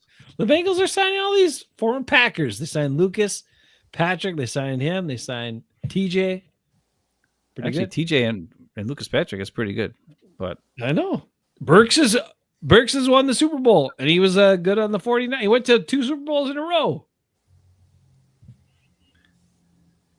Oren Burks is the key to getting the Super Bowl. Sign him, and you I go guess so. Super Bowl. Mm. Lee says it's all okay, guys, because he likes Derek Harmon over Nolan and Grant. okay, so Lee, I want to know if you know. I like Derek Harmon as well. However, I've been watching some draft shows, and they've all said that there's rumors of some sort of injury issue or health issue with Derek Harmon. So I don't know if anybody's heard about that in the chat. If somebody has any type of any information on that, they didn't really go into it. They were just like, "Oh, he might be falling. He might fall because of this. He might fall to like the 3rd round because there's questions about his health or some crap." He's I not don't know going what to fall in exactly. any 3rd round. Goody will make sure of that. I don't know. but he is a guy I like a lot. I don't think the Packers realize their need at defensive tackle. Nope. And Goody loves to draft corners and defensive ends constantly in the first round and waste premium picks. Premium position. But not a good corner, one that he could get in the second or third round. Right. So who's he going to pick? He's going to pick. I don't know who he's going to pick. I like Benjamin Morrison, but he's coming off an injury. Another edge off the board. Sherman Stewart, Texas A&M. Sherman Stewart. What? Yeah, we call him Sherman up in Green Bay. He's going to Cincinnati. He's going to Ohio. He's going to change his name to Sherman. Anyway, point is another edge that Goody can't draft. That is a guy that seemed like it was a Packer fit. So maybe it's good he's gone. I'm glad he's gone because that would have been a Goody draft pick for sure. Absolutely. Yeah. He's wearing a green suit, silk green suit. He knew it was coming. He got scooped up too early. I don't think this is a good pick.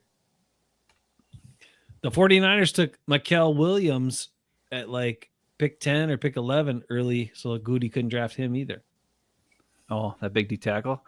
Wow. No, he's a D end. He's a 20-year-old defensive edge project. Oh, he's 20. See, that's Goody likes it when they're really young. I know. They don't know how to play football, so that by the time they learn how to play football, then he can give them a huge contract and then realize that it was actually a big mistake. Ooh, man, did you guys lose me? Am I back? These picks love Roger Goodell. I just got to say it.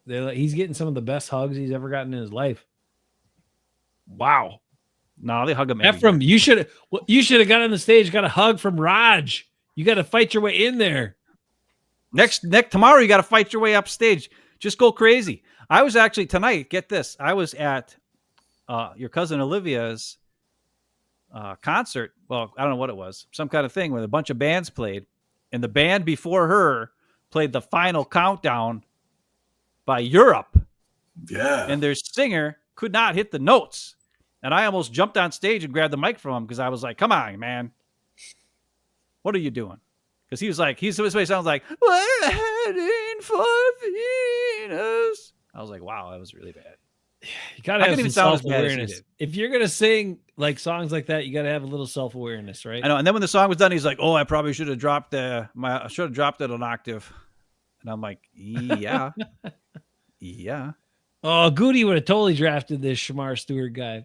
Look, he knew it was coming. He's wearing green. 4'5", something 40. And edge, 6'5", 267 pounds. That's a Goody I think this is the guy that Andy Herman had pegged as being the ultimate Goody pick. Goody would have taken him 100%. These other teams are saving Goody from himself. No, because he's just going to find a guy from the third round who just looks like this guy and draft him in the first round. Who's the 15th best tackle? I don't know. I don't know. There haven't been that many offensive tackles. Those couple went, and then those couple of guards, the short arm guy, Will Campbell, went early to the Patriots. And then another guard went to the Cowboys at like number 11 or 10. There's a guy from William and Mary who's ranked 85th overall. 8th best tackle. That sounds like a Goody pick. Hey, there's still an edge from Marshall. Mike Green. Maybe Goody will go that direction. Well, Mike Green has character issues. He will not be touched by Goody. Oh. Can we talk? Goody was on Rich Eisen yesterday. And yeah, he was terrible. They asked him what he was going to do. And he said the one thing he was going to do was he's going to be a character guy. That's what he said. Oh, so these are based on Goody's interviews so far the last 2 weeks. This is what we know. Goody does not draft for fit of the scheme.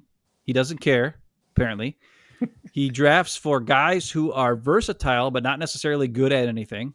Only they can do a bunch of stuff, but even if they might not be, but none of them are great at any one thing. They're just okay at a bunch of stuff. So we got don't fit the scheme, not really good. And his third thing is character guy. I like the character guy part, but I don't like the other two parts. Yeah. Let's pick a guy who's really good at one thing that fits the scheme. That might be a good plan. But Goody says we've seen him in an interview say, I don't care about the scheme. I don't draft to fit the scheme. What are you doing? It's obvious he does that because when they ran a 3-4, he drafted a 270-pound outside linebacker who can not cover anybody. In a 3-4, you want to have a Clay Matthews type, a 250 pounds at the most, that outside linebacker. Or TJ Watt. Oh, Seahawks fans are excited. No! Gray What? Zabel, guard from North Dakota State. Oh, yeah, everybody's picking him. He's good. Whoa, Ephraim, keep it down over there. What's Ephraim, you what's have to that? Cut him Sounds like loose. Is that like a It's dog my fart? chair. Yeah, right. I've heard that before. The old chair excuse. That's my Oh. chair. Shamar Stewart had a 10 for his RAS. Yep. Yeah. That's what matters. Goody was going to draft him had he not been taken. How did you know Gray Crazy. Zabel already? I'm way behind you. Cause I got the TV feed. I'm as close to Green Bay. This doesn't have that far to go. The TV signal. Oh, okay. It's from Green Bay to my television right down here in McFarland. And Gray Zabel, decent mustache, great player from a small school. Let's go get him. Yeah. He's good. Tackle at North Dakota State, but a guard in the NFL. Okay, we're getting close to the Packers pick here. Yeah, we are. Ephraim, what was the feel around Lambeau tonight? Was there excitement, or was everybody just bored from standing around all day waiting? Well, I don't know. Wow, you are the worst correspondent we've ever had. Come on, man. I know don't you're know. young, but you know you were there. What happened? Was somebody just all grumpy and stuff, or were people getting mad? Were people getting excited? Everybody was really mad because they didn't get to go in. They Yeah, had, Riots they in the had, like, a streets of Green sign. Bay, bro. Hold on, they had go like ahead. a sign that Yeah. said the capacity of the event has reached its maximum, and so you couldn't go in. Man, that is. Did you hear that the Lions general manager put something on Twitter making fun of the Packers, saying that when the Lions had the draft in Detroit, they got everybody in, and he was Come he's like, it's on. pretty sad that the Packers couldn't get everybody in. Now I say, okay, sure, Lions, but the problem was nobody wanted to go to Detroit for a crappy draft, Ooh. or everybody wanted to go to Green Bay, and that's why they couldn't get everybody in. I think because Green Bay is of football. So screw you, Lions general manager guy. Look at JJ. He says Zabel reminds him of Royce Newman. Oh, Come on. That might be the worst comp I've ever heard. I've heard a lot of bad comps, but this guy to Royce, the only thing I think you could comp would be his mustache. Or, I don't know. More people in Green Bay for sure. What? Mo wants to get on. Is it the Yeah. most people that Green Bay has ever had in Green Bay history? The history Yeah. of Green Bay? It's probably the most people in Green Bay ever. Yeah, probably. Wow. Can you imagine traffic? I don't even And there's wanna not know. somebody sleeping on your lawn? Are you sure? Not I'm You yet. better sure. look out. All I know is this. Do No. not open the door if you hear a knock that sounds like this. There might be a naked guy on the other side. That's all I'm going to say. Look out the window before you open the door. That's all I'm going to say. That's all I'm going to say. Speaks from Don't- experience. Don't Yeah. just open the door because you think it's somebody you know who has a secret code. That's everybody's secret code, okay? Especially naked drunk guys. Naked drunk guys always use that knock. Do not open the door. I don't know. I wish I knew what the knock of the naked drunk girl is. Then you could open that door. But don't tell your mom I said that. Oh, crap. Your mom's listening. Ephraim, don't hear. I didn't say any of that. Now I got to invite Moa too? All right. That's what he hang says. on. He wants to come on. Oh, geez. Hey, you can tell him that Aaron Jones was in Green Bay this week. Ben. Now your dad's mad at me too. Shoot. Well, I don't know what the secret knock is for that. Like I said, I don't know. I do know what the secret knock is for naked guys. Avoid that. I'd tell Not- you, but it's a secret, Ben. Right. Oh, you know what, Rick? Gosh dang, Rick knows stuff. Apparently, I only attract naked guys to my house. Hey, everyone's got their thing, you know. Yeah, Play I to don't your like that. My wife was getting too many ideas. I didn't like that at all. I was like, nope. I gotta get. As soon as he came in the house, I came around. She was like, Ben, and I came around the corner, and there he was, some naked guy in my freaking entryway, and I was like, and I just ran up and freaking beat the crap out of him and tackled him out the door, and slammed the door in his face, or in his butt, actually. I didn't know he was Isaiah naked. McDuffied him. That's right. I tackled him, sort of. I didn't want to touch him because he was naked. It was kind of weird, but it was weird. He's lucky it shut a slunger in the door. I don't know. I didn't see that. Thank God. All I can say is that wouldn't have stopped McDuffie. He'd still tackle him. Okay, he is good. Come on, let's give Goody a little credit for that. Re-signing Isaiah McDuffie back. Even though that's probably Jeff Halfley lobbying for it, but at least they did that. That's smart. One guy can tackle. JJ's trying to roil the pot here in the comments. Oh, what's he got? Remember when Goody traded down for Kevin King? LOL. Well, Goody didn't do that, actually. That was Ted Thompson who did that. Come on. We talked about this last time. Ted Thompson was no longer cognizant, and Goody was probably actually running the draft and made that move too. Oh, they're just talking about Baker Mayfield with Tampa Bay. I actually saw a video the other day that had there's like 41 quarterbacks that have started for the Browns since they were reestablished in 1999. And the guy ranked all 41 quarterbacks from worst to best. And he ranked Baker Mayfield as the best Browns quarterback out of those 41 quarterbacks in the last 25 years. You should have saved that till Mo gets on. Exactly. Mo wouldn't believe that statement. And he was the best based on the stats and everything he talked about. And when he got to Wiener Boy, Deshaun Watson, it was like number 24, and he just said, and Deshaun Watson's 24, and then he moved right to the next. Everybody else he like talked about for a little bit, he just said that and then moved on because he didn't want to even talk about him. Is Bernie Kosar on there? He's the only Browns. No, because it's from 1999. 99. So 99, they've had 40 some quarterbacks. Tim Couch. 40, yes. Tim Couch. Couch Yeah. is They've terrible, had yeah. 41 quarterbacks that have started for the Browns since 1991. Or Oh, no. 1999. Egbuka off the board to the Buccaneers. Baker's got another target. Oh, the wide receiver from Ohio State. Okay. He's not really a guy I liked for the Packers. I mean, he's kind of like, I don't know. He's not very dynamic. He'd be just another guy. We already got a bunch of guys. Maybe he'll fit right in Tampa. He will.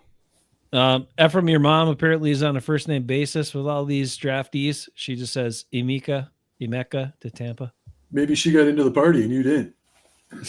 Yeah. mom Are you there? sure? Are you sure your Yeah, mom's the draft? home? Yeah, Maybe she was told just you that, like- we can't get in, and then made you go home, and then she's there. What do you think, Ephraim? Does that happen? No. Your mom wanted to stay out partying longer and wanted to ditch you. That's why she told him to put the sign up that said nobody's in anymore. Got you back home. Then she went back to the draft. No, that didn't happen. I think that happened. Look it up. I know Go your try to mom. find She'll it. do stuff like that. I've seen her do stuff like that. She likes to party. She likes to avoid doing work. I've seen that too.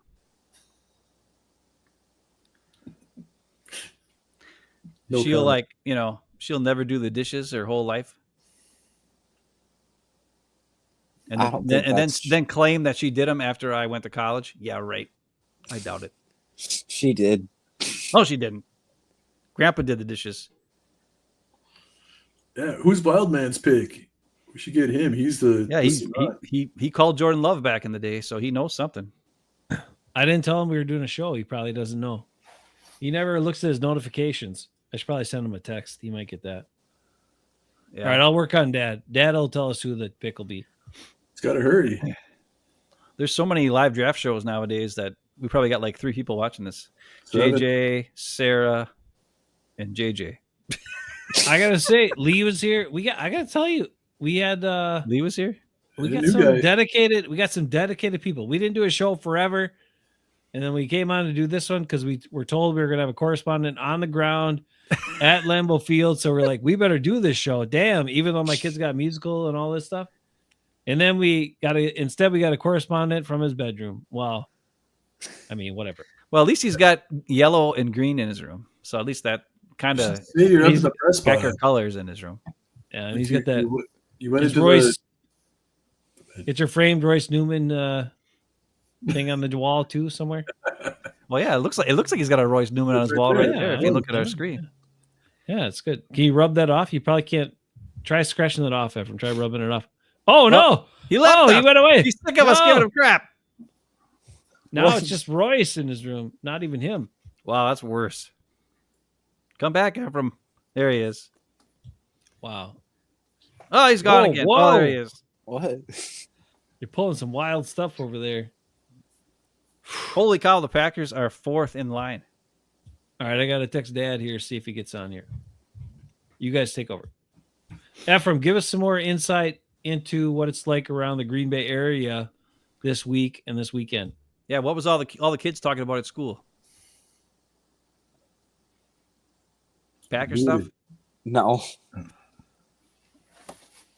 I mean, not everybody at my school is a Packer fan, so. What? When I grew up, you were either a Packer fan or they kicked you out of the Tri-County area. Like Rick had to hide the fact that he was a Raiders fan. He had to get that Gilbert Brown signed autograph just to hide the fact that he was a Raiders fan, or else people were going to kick him out of town. That's right. I mean, that's right, Rick? That's right. I mean, it was sad. His Howie Long jersey he had to hide in the closet for like 10 years. I told everyone it was Phil Long, our librarian. Yeah, Phil Long. Was Phil Long there when you were still in school, Ben, or was that after you graduated? I don't remember. I don't know. I don't pay much attention.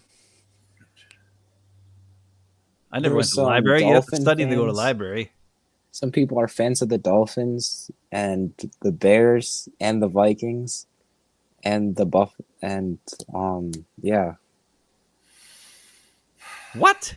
What's wrong with kids today? If you live in De Pere or Green Bay, there's only one team you cheer for. Even if they have a crappy quarterback, a terrible GM, and a head coach who always blames everybody but himself. Oh, yeah. Well, and the quarterback. He never blames the quarterback. How come Matt LaFleur said their first-round pick was going to be water or something like that? Because he is going to draft water. Oh, yeah. Hydration. Yeah. He said my Packers first-round pick is hydration. Hydration. Man, this draft is moving so fast. They're playing extra commercials on the live TV version that's coming to my house very quickly, just south of Green Bay. Lee, are you getting the quickest stream of this because it doesn't have that far to go to get to your house from Lambeau Field? I think he's probably there. He's got a baby. He can't be there. He's probably on daddy duty. Probably has a baby there with him. I mean, it's Green Bay. Oh, that's true. You can take your babies anywhere in Green Bay. They don't care. What was this thing they were doing with all the supper clubs? They're trying to get a bunch of supper clubs to go to Lambeau Field area to cater or bring their food there to give them the supper club experience. That was part of the draft excitement I saw. Mm-hmm. Is that true? Wisconsin is known for supper clubs. Ephraim, have you been to one? I don't think so. After you were just at a supper club on Sunday, Grandpa took you on Easter to eat at a supper club.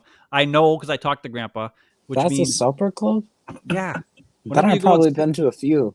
You were at supper club because Uncle Don and Auntie Sue and those guys were there. They run that place. Every other place that's not fast food is a supper club in Wisconsin. Oh, then I've been to a few. Yeah, okay. Yeah, you've been to a lot of them. Your mom said that signs are everywhere for the taste of the draft. Ooh, taste of the draft. Tastes like sweat. Beer ad. Yeah. Sounds like perspiration. The Broncos pick is in. It's another guard to go along with their all-pro guards. Oh, now look at this. Now Messerschmitt from the Vikings land is making fun of Green Bay, saying that Burger King is a supper club. What the crap? What the crap? Vikimo says sup, dudes. Come on, Vikimo. You know what's up. The Broncos pick is in. Who's the Broncos pick going to be? It's gonna be the skinny dude standing next to Samuel, next to Roger Special guest. Goodell. Skinny Make-A-Wish dude. What? Tomorrow is Booyah and Crinkle competition? Come on. Ooh. That's some serious Northeastern Wisconsin stuff right there. Broncos are going to draft Omari and Hampton, running back, North Carolina. Yes, Mo, we want Golden here for the Packers if we can. No, we get him. don't. We don't want him. Sure we do. Yeah, we do. No, he's not that good. Why not, Ben? Why not? He's not that good. All right. Jahade Barron goes to the Broncos cornerback. They want another cornerback. I want my cornerback. You could have Stokes back. No, you like him. You like him. He's okay. We're going to get our guy. We're going to get our defensive tackle out of Oregon here in the first round then. Is that who you want? Ben, we were talking about this before. He's not a finisher of plays, right? He penetrates but doesn't finish plays that good. So if we had him and Devontae Wyatt penetrating but not finishing plays, would that be enough? Would that be enough disruption to just screw everything up? And then McDuffie comes and tackles people? Possibly. As long as Kenny Clark's not out there doing absolutely nothing. If we had two guys who actually penetrated and then didn't make the play, that would help Edgerrin Cooper. Jahade Barron. Yeah. Jason said that. Isn't that what I said? I thought you said running back. No, I said running back. Oh, you threw me off. I thought you were talking about. Damn it, Rick! Don't believe me. Jason's got me. He's a good 2 minutes ahead of me on. Ben gets here, and it's the same old story. All you do is listen to what Ben says. You don't listen to anything I say now that Ben's in the house. I need to go get a taste of the draft. Same old story. Whoa, he's gonna go get a draft beer. All right, Packer draft, NFL draft correspondent Ephraim. What's your bedtime tonight? You said nothing because you have off school tomorrow. Yep. Party time. But you said you're making time to get a haircut tomorrow before you go back to the draft. Is that correct? Yes. Wow. So you were willing? Wait a minute. You were willing to possibly get on national TV with that haircut? That's risky, dude. You should have got the haircut today. Yeah, I agree. You should have got the haircut before the draft coverage. Before you thought about entering the draft, NFL draft, as an official correspondent of a valued and well-represented show, international show, if I am actually being accurate. It's true. You should have got a haircut. Like 2 people that watch us from outside of the States. Should have got a haircut. Terrible decision. And one of them is your pseudo stepbrother guy. He watches us all the time, right? I don't think he watches. Oh, okay. What? Then he lied to me. He lied to me when I saw him the other day. What a jerk. I heard he's been busy with inviting girls over for dinner and stuff like that. That's what? Yep, that's what I heard. What? Ephraim's not telling us anything. Uh-oh. Mo wanted Barron for the Vikes. Johnson would be good too, though, he says. JJ wants Harmon. Golden is basically Wicks. Oh, come on. Is that true? Oh. No, because he's faster. Well, he doesn't. He doesn't look fast on film, apparently. But he's also a guy he said he's got a lot to prove. He's got a chip on his shoulder. He's not going to slack off. I like that. Okay, well, that's the guy you draft in like the 5th round. That's Aaron Jones, the guy who has a lot to prove because people doubted him. You don't take him in the 1st round. Little AR, he had a chip on his shoulder. Yeah, look what that's done. Oh yeah, 24. 24.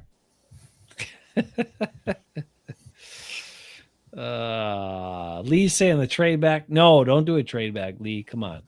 Yeah, they should actually trade back. No, take Harmon. They actually should. They should trade back out of the 1st round so that all the Packer fans that didn't get in aren't mad anymore. But what about the ones that did get in? Well, screw them. But then Goody wouldn't have his 1st round pick in Green Bay at his event. Steelers are here. Oh my God, they're super excited. Then they drafted Derek Harmon. No, the Steelers always take the players we want to take. Did they really draft Derek Harmon? You jerk. Yes. I thought they'd go quarterback. The Steelers No, because always. Steelers always take good players every time, So except for whenever they draft a quarterback, it's always bad. damn, you're telling me they got Keanu Benton and this dude on the inside? I thought they would have been thinking that Shadeur would have looked good in black and gold and kept him that way. That's it. The Packers will take Shadeur Sanders. Let's go. Best available player. Yeah, BAP. No one saw it coming. That's what Goody will say. The value was just too great. We couldn't. We just followed our board. Great. Followed our board. It's a premium position. Guy was still on the board. We followed our board. He's a guy who can contribute in camp and special teams. And if Jordan, doesn't work out by the end of his contract, this guy might get to start. you can definitely compete with him next year. Nice.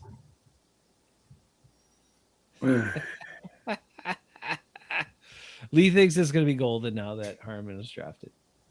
Messerschmidt wants the Vikings to draft Sanders. Yeah. I thought he was smarter than that. Man, Goody didn't see that one coming. Now what will Goody do? Look, Goody said during his interview that they did all their preparation. They set their board.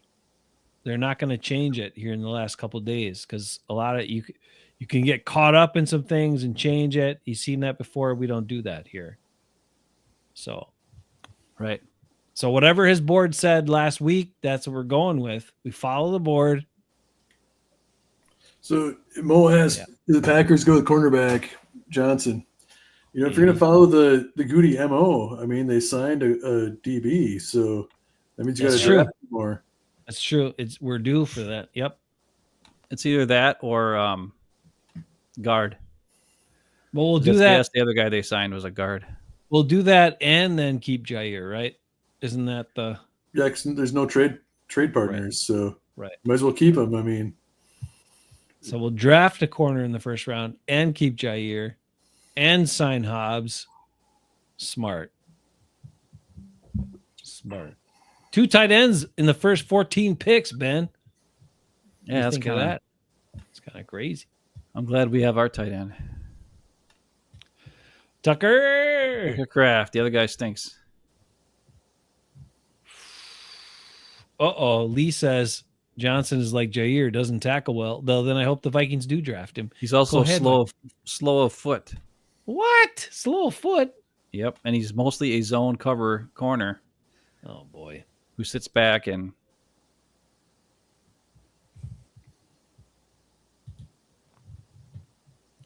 Oh, yeah, but Aaron Jones was in Green Bay trying to meet up with his Packer teammates because he likes them better. Mo, that's what he said this week. Did you hear that? Ben, if you would have went up to the draft, you could have probably met Aaron Jones. Only if you get in. Yeah, I'd never get in. But you might qualify for some sort of like senior priority seating. That's true. That would be that's something that Ephraim can't do. Could have met Clay Matthews. He's announcing picks tomorrow, right? Is he? Yeah. Is Aaron Jones announcing picks anytime? Maybe for the Vikings. Maybe he is. They got Clay Matthews, Brian Bulaga, some other guys.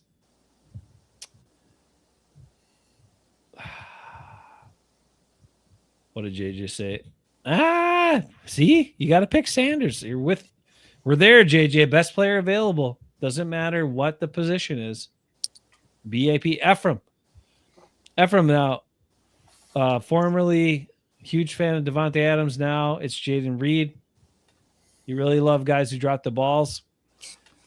What would you say to this strategy? We don't worry about filling out our starting positions. We just draft the most player that we have the most talent value on, even if that means we have 4 people at the same spot that we can't start them all. and we got other scrubs that we start because we don't fill those spots out. Does that sound like a sound approach to you to fill out a football roster? No. Okay, what would you advise if you had if you had the ear of Brian Gutekunst? What would you tell him to do at this moment coming up? Well, I'd tell him to pick like the best player in the position that the Packers needed. What? That's crazy talk. According to NFL GMs, we got to take the best player available, not the best player at a position we might need or a guy who could play. Starters, not stars. Unless we pick the best player available and then we traded him to get a better player in the position that we needed. I mean, that's another approach, but we don't like to trade guys too often either that we draft high. We got to make them work. Oh, is Jordy Nelson going to be? Is Jordy Nelson announcing picks, Sarah? Is that what you're saying? Lee thinks we'll take another linebacker. No, come on. Higgins from Iowa State. No. Yeah, that's who they're going to take. Higgins from Iowa State. He's a second rounder, third rounder. Yeah, I know. Perfect. He's basically. Is he faster than Alan Lazard? He's a little faster, but not much. But the other thing that he doesn't really run routes. Oh, okay. He's just big. Based on the video, I've seen some shots of him, video of him, and he kind of just runs into guys. Like, I don't know. I don't think he's that good. Yes, Mo brings it back. Offensive tackle. Let's do it again. Let's go. Let's Only draft if he's another.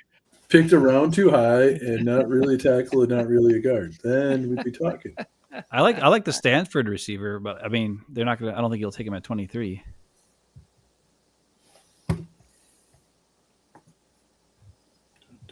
Dang, JJ prefers Trey Harris from Ole Miss at wide receiver. I'm saying Shadur Sanders, let's end his wait, just like we did all those years ago for Aaron Rodgers. We had Brett Favre, but we said no. Yeah, Brett Favre was in year like 15, not year And 6. 2020, we had Aaron Rodgers, just signed him to a contract, but no, we draft Jordan Love.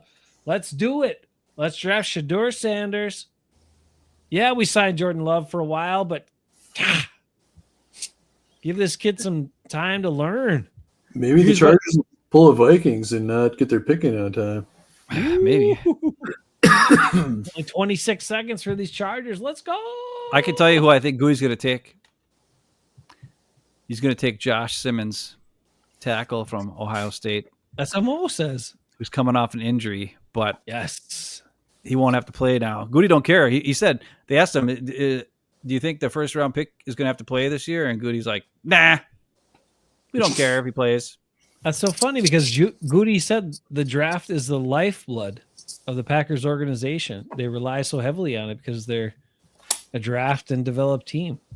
Except they don't ever develop anybody.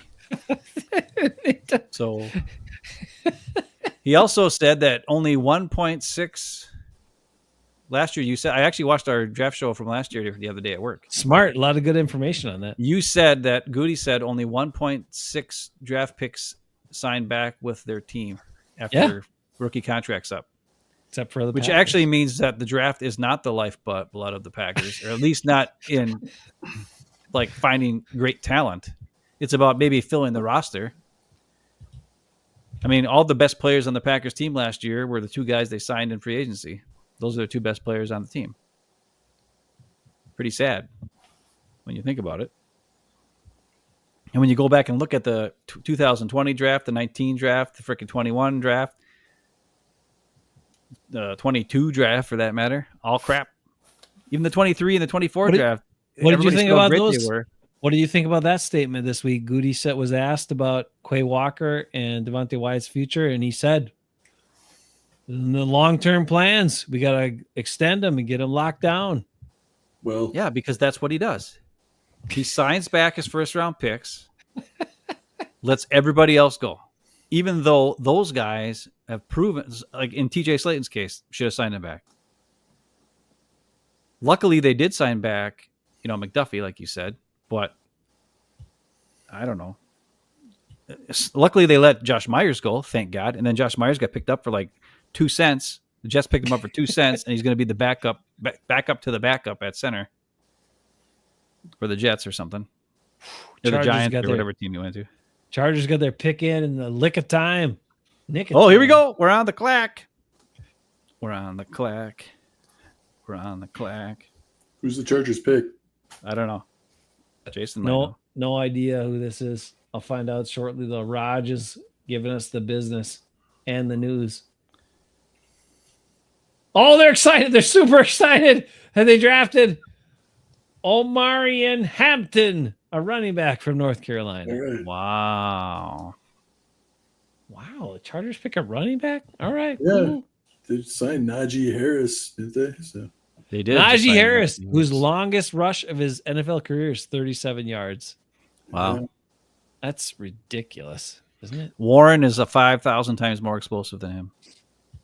And Steelers did not even bat an eye when they were like, we'll let you go on free agency. Sorry. Wow. So you're telling me the top 2 running backs in this year's draft come from Boise State and North Carolina? Yep. Yeah. That's crazy. All right. Packers are on the clock. Let's see. What does everybody say? Who's going to be the pick? Who's going to be the pick? Everybody's there. Let's hear it. Let's hear it. We're JJ. ESPN says the best fit is James Pierce Jr. from Tennessee, edge player. Let's go edge. BPA. Of course that's who it is. JJ thinks maybe a corner. I don't care what the Vikings are going to do right now. We'll find out later. Corner, Revel or Morrison or Amos. We had enough of the Amos. I like Benjamin Morrison, but he's coming off an injury too. So I don't know. Viking Mo says Simmons or Golden. That would be a different direction. I think Simmons would be a really good pick for next year. Why did we draft Jordan Morgan last year? I don't know. We should have drafted Cooper DeJean last year. Actually, no. We should have drafted Graham Barton, who then was drafted right after us. And I went back to listen to the show to see if I actually was saying that, and yes, I was. I said it. Were. I know. I said it the whole frickin' draft. I was like, these are the guys I want. There's 3 guys. Quinyon Mitchell, Graham Barton, Cooper DeJean. And guess what? All 3 of those guys were awesome last year. And this year, I didn't watch a lick of crap hardly on anybody. So I don't know anything about any of these players because I was like, I don't care anymore. Because I'm sick of studying them and finding the good players and then getting all excited and hyped. And then they're sitting there, right there, looking at us. And then we don't take them. I hate that when that happens. Oh, they're bringing fried cheese curds and stuff like that out to the ESPN ABC crew. Nice. Desmond Howard remembers back in his time in Green Bay having a cheese curd or 2. Really? Well, it says the Packers need offensive line, cornerback, wide receiver, or defensive line. So they'll draft edge. ESPN says they need edge. They have the number 12 and number 13 picks on the edge. How do they need an edge? If they take an edge, that's just... Oh, my God. Somebody has a giant Mark Murphy head. At this point, it's got to be... If they draft an edge, that has to be Goody admitting defeat on his previous picks, right? No. Isn't this shooting himself in the foot? We just take the best player available, Eric. We got a rotation. I mean... We followed our board. The local sports beat will be going crazy. I mean, we might as well have 100 sacks. Like, no one's going to be able to throw the ball because they're just going to get sacked. Just line them all up. Don't just put those 3 guys out there with Kenny.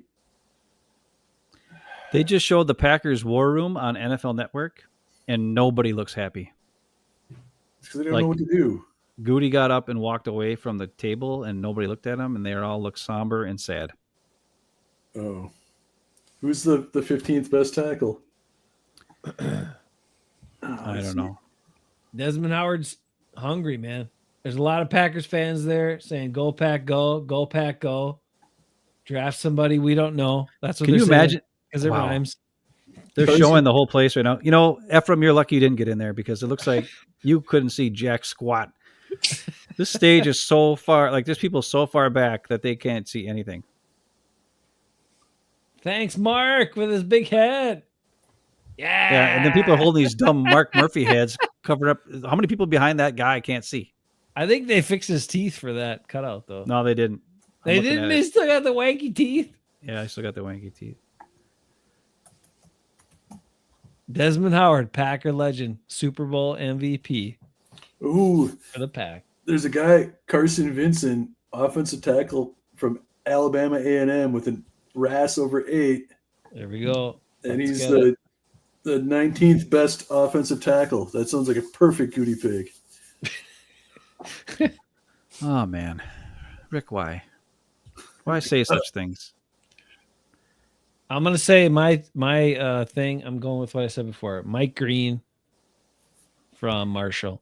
Edge. That guy, he's got character issues. They're not going to get. That's they will right. not- he's not even on the Packers board. I guarantee he is not. Dang on the it! You Packers said board. that. That's right. Never mind. Yeah, we had Aaron Rodgers on our team, right? What about Ezeraku having the Boston College connection? Well, the problem is Ezeraku is like 240 pounds. Yeah. So Goody only drafts defensive ends that are 270 pounds and really slow and have a upright pass rush, can't bend, can't get around the edge, can't go, have no speed whatsoever. They just try to power on every play. Never look for the running back. Always look at the quarterback. Don't have any awareness on the field. This guy's the opposite of that. He knows what's going on. He's got great bend. He gets around the corner. He's got speed. He can get around guys. He can freaking always knows where the ball is. And he's an instinctive player who's a genius.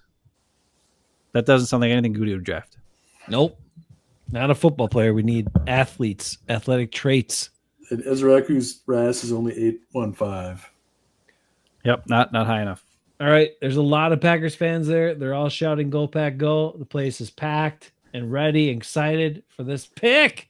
Though Or Goody excited. said, "Hey, Holy Goody said, crap! Hold on. Green What? Bay population 107,000. Estimated attendance tonight 125,000 people. Ooh. That's why you couldn't get in. 125,000 people. Ephraim. They're probably Pack- counting Packers the people that are- are outside. maybe Packers are fist bumping in the war room now, but Goody is nowhere to be seen." Maybe they kicked him out and picked a good football player for a change. We'll see. And Matt Let's find LaFleur was also not fist bumping, but everybody else in the room was fist bumping. out. Uh-oh. But Goody was gone, and Matt LaFleur was angry. JJ says rumors that they're talking to the Eagles. They're probably trying to get advice. Trading back. Oh, yeah. Yeah. The Eagles, how did you get both of the best two corners in the draft last year? Oh, I don't know. We just drafted them when they came to us because they were good. Because you didn't Oh, draft yeah. him. Oh, yeah. No, Goody's Man, what probably a- slipping his way down to the stage so that he can be out there when it's announced.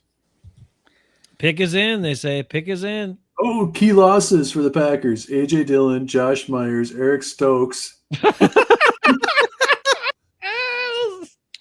Key losses. That's Key losses. those are some that's some loose terminology there. Wow. Growth by subtraction. Wow. Let's do it. Green Bay. At least they didn't get rained on and stormed on and hailed on. Ooh, These fans are ready. they're playing bang on the drum. Let's do it, Ephraim. Are you excited to find out? I don't want to pick. I just want to trade all my picks away. No, Goody doesn't do that. He trades for more picks. Wow, it's huge. Pick is in. The big G on the big board. Let's do it, Packers. Who's announcing it? Somebody's coming in. Is it Jerry Kramer? Mark Murphy gets to do it. Yes, leader of the pack. Go back, go back. Wow, this is the first time Roger Goodell's gotten big cheers all night.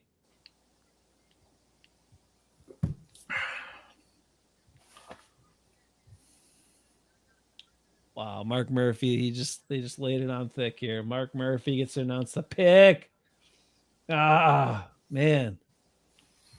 Here we go. Mo wants another Jordan Love reaction from Ben. A bumble fart. You should have watched the reaction from last year, Mo. Or Mr. Schmidt. I swore way more than I thought I remembered. I watched it back the other day.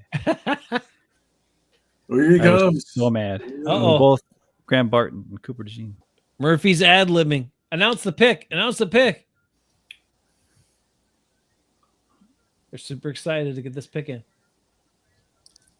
Edge. Let's do it. Well, you're way ahead of me. So Oh, I don't know what it is yet. Murphy's still babbling about bringing the draft, There's patting Mark himself on the Murphy. back.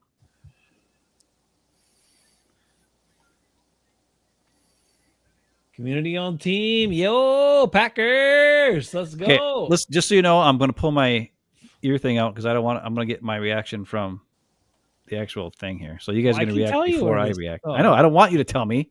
So I'm going to be behind you. Okay, bye.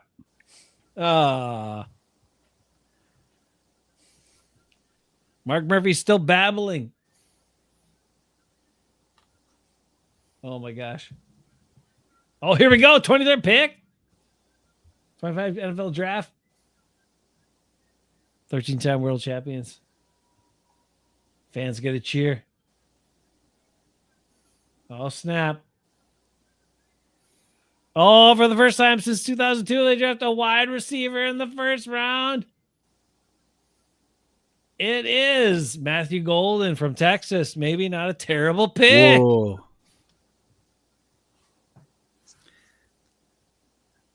Wow, Murphy really I'm going to mute milked myself that one. because you guys probably already know what happened. He milked it.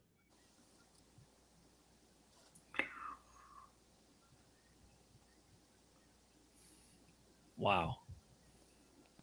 It's not terrible. No, I am happy with it. I'm just waiting for Ben's reaction. That might be. That's why Goody was so mad.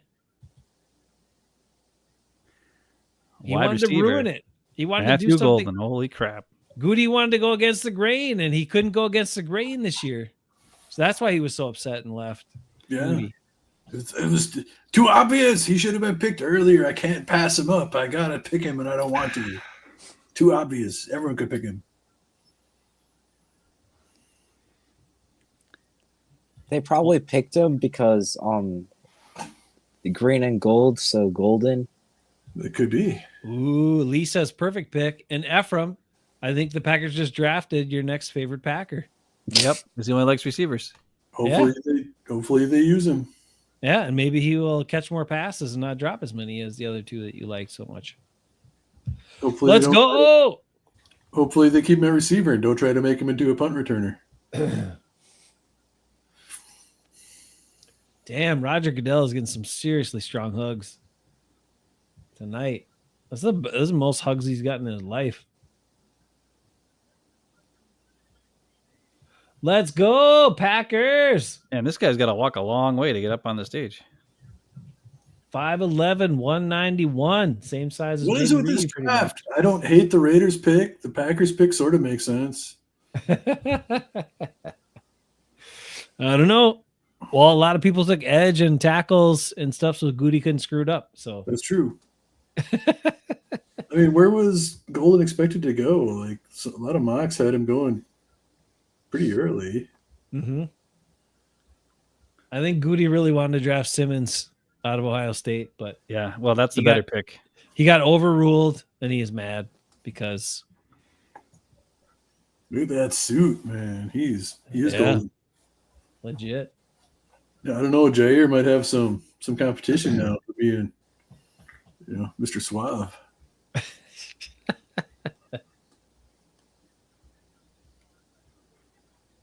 Right, not much to say. I mean, this was, I think we already talked about him. I like his attitude.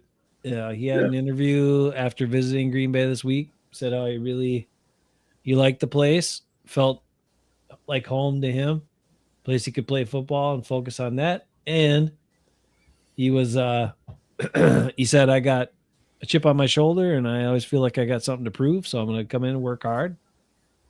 I like it.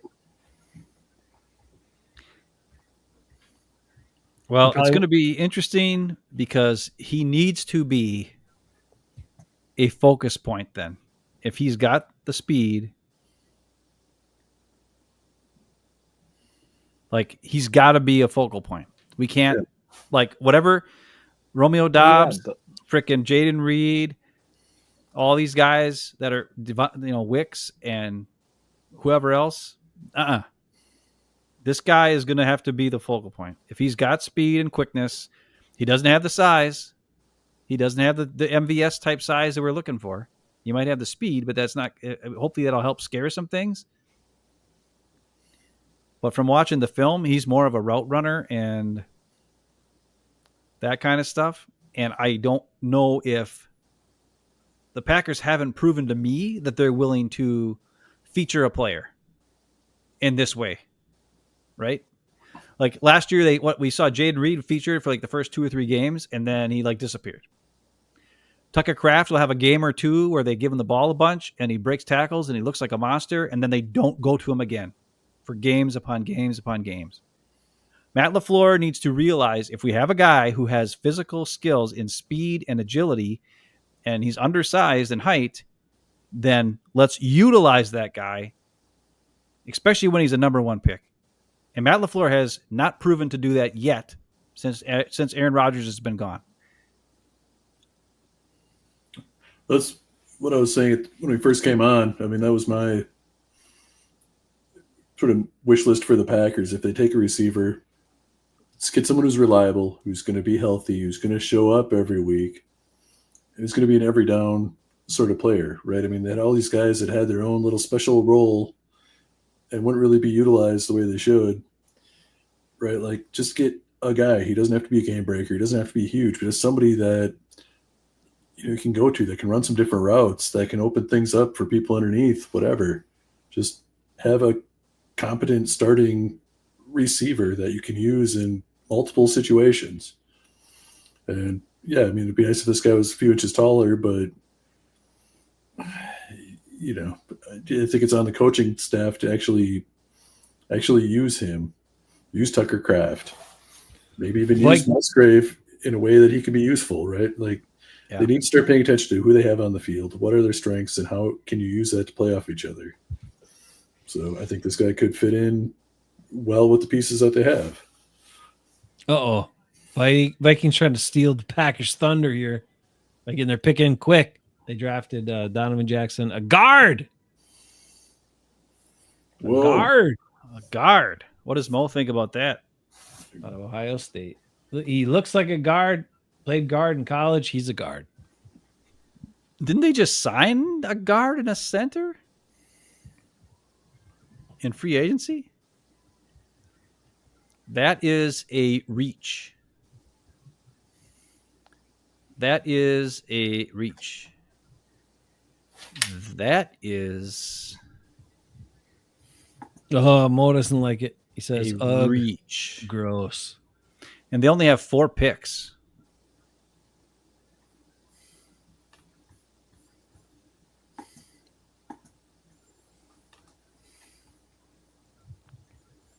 Well,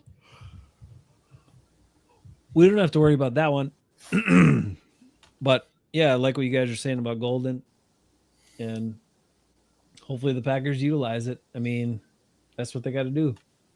He's feature him. Let's go. I was saying before you got on here that what I think drafting a wide receiver in the first round was going to mean is that the Packers will ride it out with Romeo this year and then let him go. Yeah. And then they're also going to, because they're going to take so long to get Watson back, and then they're also going to expect to sign Watson back for cheap after this season.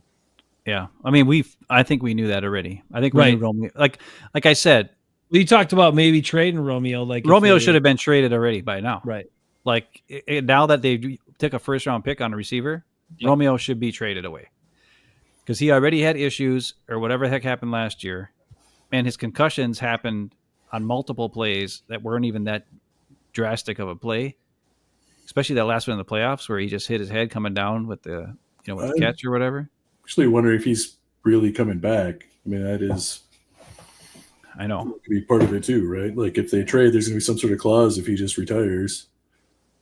So, and now I don't, the time to do it was, well, I guess you can wait till after the draft. And maybe there's teams that didn't get a receiver, like maybe the Cowboys, for instance, who did not draft the receiver with their pick that everybody thought was going to be Golden. Apparently they didn't think Golden was good enough to take at 12. Because everybody had McMillan going to him in a lot of mock drafts I saw, but he was taken away before that. So then the Cowboys took an offensive lineman instead, and chose not to take Golden, and the Packers took Golden.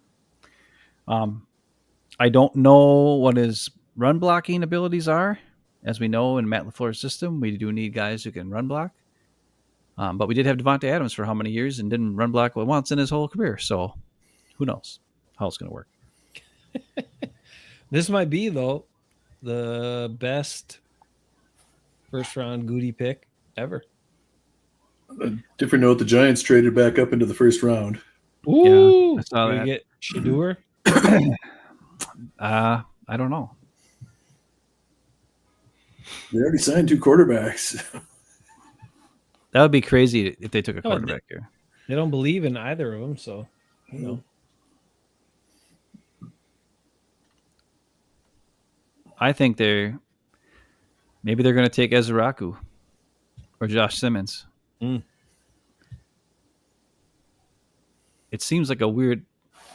They're not going to go Ezraku.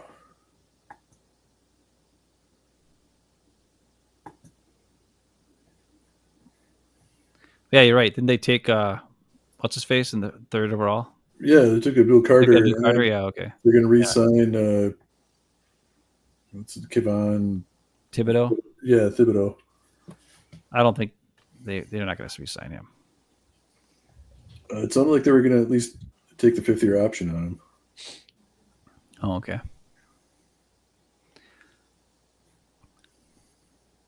I don't know. I don't know. Now I'm going to have to watch a lot of Golden film. There'll be a lot of Packer fans excited about this. That much I know. Yeah, for the Because first time they're like- since 2002. Right. You drafted a wide open. You want to see Packer fans want to see the flash. We haven't seen a flashy guy since Jair. Now, I will say this. I did watch his interview just now on NFL Network, and he said something that a few years ago his family or his grandparents lost their home. Like they couldn't afford the payments on it or whatever. They lost their home. And he said his first thing he's going to do is get their family's home back. So that makes me think of a good guy, like who's like you were saying, Jason, who has something to prove and so forth. And, sometimes going through hardships, it makes you realize, just how special this opportunity is for him. So I don't think he will take anything for granted as an NFL player, which is great news for us. And also the fact that he seems like a really good guy. He could be another Aaron Jones, another Donald Driver type guy, a core guy who's just, all for the fans. The fans love him. He's there for his family. He puts family and fans first and, uses that to drive him to be successful on the field. And if that's all the case, then that's great. And from the interview I saw, it seems like that's the type of guy he is. He has a little bit of flash to him, but he is a receiver. So, what are you going to do? Receivers are just like that.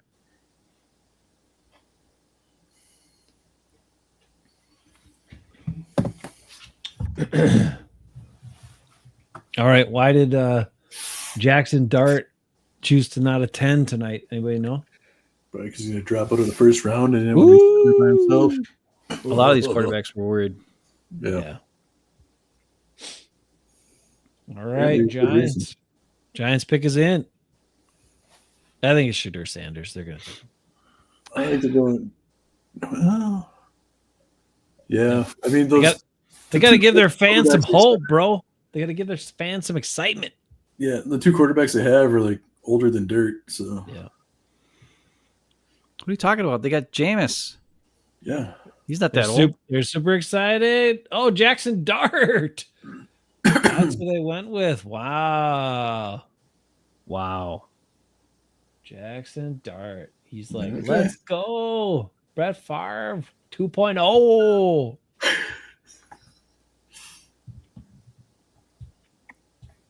Well, there you go. Wow. They believed in him more than Shedeur. Wow, and Atlanta just traded up too with the Rams. Mm.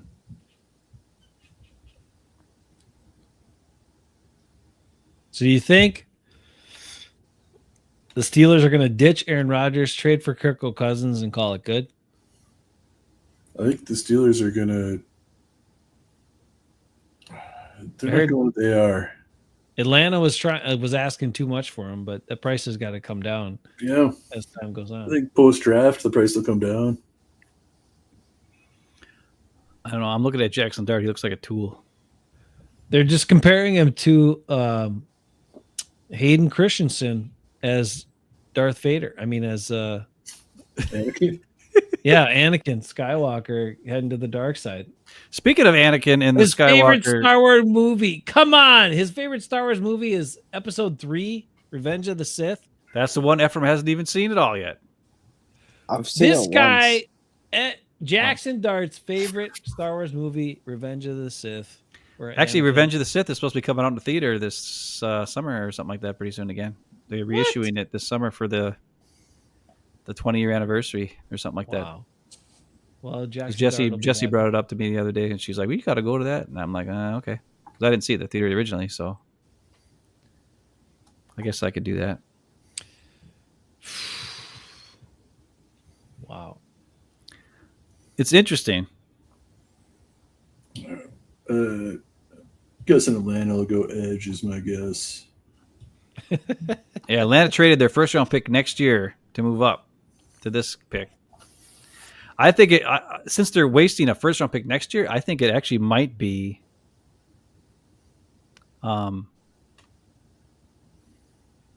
my guy, Josh Simmons. Ooh. Okay. Because it's like taking them in next year's pick. So if you take him now, and he'll play next year, or maybe at the end of this year, so you'll get a bonus from your first round pick for next year by having the guy actually play this year. I don't know. In the first round to get the 50-year option, so it would be worthwhile.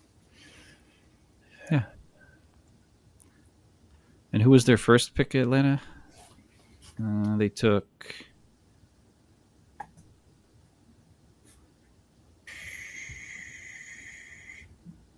Jalen Walker. Jalen Walker. Yeah. Jalon Walker. Yeah, Jalon. Jalon, yeah. Edge. Let's go back to back Edge here. Yeah.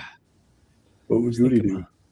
Yeah. That's funny. It's funny because actually, if you look at Jalen Walker, it's just like Jason Walker. Just it's an L instead of an S, and Jason still can't pronounce it right. Jalon. Son. As he said his own name? Yes, Because a lot of people It's pronounce like say names Jason, but put an L instead of an S, so it's Jalen. wrong. Okay. Well, no one told Jason, me Jalen. So Yeah, it's your but- own freaking name, dude. So when Jason was on TV 13, he's like, "Yeah, I'm just on Hafman." I'm Jason Hafman. Yeah. that. Man, the people are still packing him in at this facility. No wonder you couldn't get in there, Ephraim. Damn. You got to Man, wait you till it's guys- raining. Ephraim, you guys are gonna have to go back like 10 hours early tomorrow. Yeah. Well, it's supposed to be crappier weather tomorrow, so I just maybe less just people. leave now. Go stand in line now for tomorrow. Yeah, maybe. Yeah. Make your mom stand out there. Your mom is at the. Oh, she's thing, there now. That's said- right. That's right. She said Jackson Dart said he loves Star Wars. And how would she know that if she wasn't there, Ephraim? That's true. She only knew because she was there. She met him She and knows talked to him. him. In the green room. Brought you back home, ditched you, and went back and got in. I don't believe that. Well, do you see your mom right now? Yeah. When was the last time you saw her? I don't know. Her voice is Exactly. pretty loud. You'd probably hear it if she was talking or at your house. That's true. She left. She's back in the draft, bro. Ditched you, ditched the dead weight, you and Louise, and went back. Yep. You're just Josh Myers and Eric Stokes. I think I got to dip out, guys. Rick, your hair looks great. Thanks. Flare it out. Flare it out. Got The that gray looks salt- better when it stands out. Yeah, you got the salt and pepperiness and the Silver lift. and black, baby. Yeah, Raiders all the way this year, 8-9. Falcons went defensive James end. Pierce Jr. Edge. I thought that was the guy that the Packers were supposed to draft. All right. Go All Pack, right, go. Rick. Thanks, Rick. We'll see you later. Good job, Raiders. Good job, Raiders. Once again, they drafted a playmaker on the offense. Damn, Raiders could be pretty good. No, they're not going to be good. They don't have any offensive linemen. This guy's so Actually, they're a small. pretty good offensive line. Yeah, they're okay. This guy's so small. Why would they hop up and get him, Atlanta? Who's he, 27? Yeah, he's pretty fast though. I guess he's got good pursuit. Well, they just showed a play where the quarterback just ran into him to get a sack. He didn't do anything. He doesn't look happy. Well, sometimes that's how it goes. He doesn't look happy, man. What happened to him? Why does he not look happy? I don't know. Dude, you've been on for 2 hours and 24 minutes. Hey, we do what we got to do. What time do you guys start? 7:30. I wasn't on at Because 7:30. we were told Ephraim was going to be on the ground, and then I was. and on then the we grounds. started the show, and he's like, "I'll be on later," and I was like, "What? Don't leave. We'll get you like outside the thing, like standing with the people who are mad." And then he's like, "We already left. They weren't letting people in." It wasn't entirely my decision to leave. Don't let Louise push you around. Well, we kid's- all decided to leave. Kind You're of. way bigger than that kid. He might have a bigger attitude, but you are bigger in stature. So don't let him push you around with his big attitude. When we were waiting in line, I said that Jacksonville, after I think they drafted Travis Hunter Yeah. with the second pick, I said that they were gonna draft his teammate Shadur Sanders, and then They just won't- start they're not both gonna- of them. They're not going to do that. Start both of them. They got They got a $55 million quarterback already. they got a two-way starter right there. You got to start on offense and defense, wide Yep, receiver and offense corner. and defense. Yep. They got one guy who plays 2 spots. That's like That's the best awesome. draft pick in the history of all football. Hell yeah, that saves you a roster spot. That's like 2 for the price of 1. You know, when you go to McDonald's and you get the buy one, get one for $1. That's like having a guy who's a tight end and a long snapper. Yeah. That's like Brett Multi- Good. No, that guy's just a specialist long snapper. When you got a guy who can do something else, that saves your roster spot. That's why why can't tight ends also long snap? They used to be able to. I know. Or if you Well, long that's like a snap, kicker play who is tight also end. a punter. Let's go. Let's revolutionize and save some roster spots. Come on. Or a quarterback who's also a holder. There you go. Yep. Remember when the quarterbacks used to hold and then you could actually do trick plays? Yeah. It's way, Way better, better than than a having- punter trying to throw it. Yeah, I know. That's dumb. Why did they stop doing that? I don't because know. they can practice more. Well, who gives a crap? You don't have any trick plays that are any good. From football used to be so much different before you were born. My All these mom's things were My mom said that Travis Hunter isn't going to play 2 positions. Yeah, he is. what? He wants to play both ways, he said. He's playing. That doesn't mean he's going to play both. He's playing both. They might put him in safety if Darnell Savage is still on their team. Play him instead. That's true. Lord knows their defensive backs are terrible on that team. They've also got Josiah DeGuara on their team as a receiver, tight end receiver too. So this guy's going to take up 2 crappy Packer spots on their team. That's pretty smart. Yeah. Jaguars are finally smart. And the Raiders. Wow. Rick was really excited.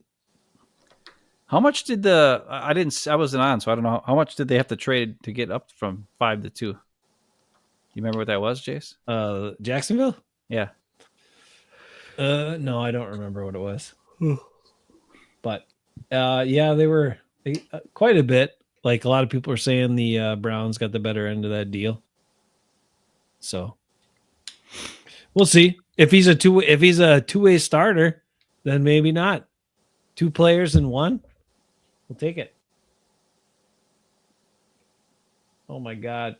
This is where you're going to see Eckes tomorrow. Some dude lifting up his shirt with like a G shaved on his chest, a G shaved on his chest hair to create a G. So the shaved part is the G. Ugh. That's Eckes tomorrow. I don't think Eckes has any chest hair. Oh yeah. Okay. Well, he'll shave Bruce's chest hair to make a G probably or something. That's true. They do work together pretty well. You should have shaved Luis's head, put a G on it. Yeah, he likes that. He likes the pack. Yeah. Just wait till he goes to sleep at night and then get your Yep. clipper out and shave Do a it. G on his head. And tell him it's for the draft. You want to be a real Packer fan? Let's go, Louise. Yeah, he doesn't know. Tell him that. He'll believe you. He's not from here. So you are going to get a haircut tomorrow, though, before you do any Yeah. more. Is it a grandpa Correspondent. haircut or is it you have to go somewhere to get a haircut? I have to go somewhere to get a haircut. Yeah, I know. Grandpa, he doesn't like doing haircuts. Well, he can't stand for very long. He gets tired just standing and going like this. All right, Ravens pick is in. Malachi Starks, Safety. safety from Georgia. Wow, He's good. he looks pretty good. He is good.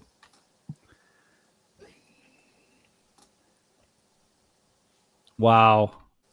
Better than Javon Bullard.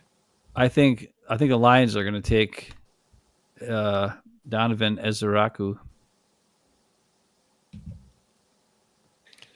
JJ said he never understood the LVN pick. He was a 3-star backup D end. He was a backup D tackle in college. Goody believes in him. He's gonna break out this year. They got everything they need right there, right here on the team. That's what Goody said. Do you believe that, Ephraim? No. No? You think the Packers need more? Yeah. Yeah, you're right.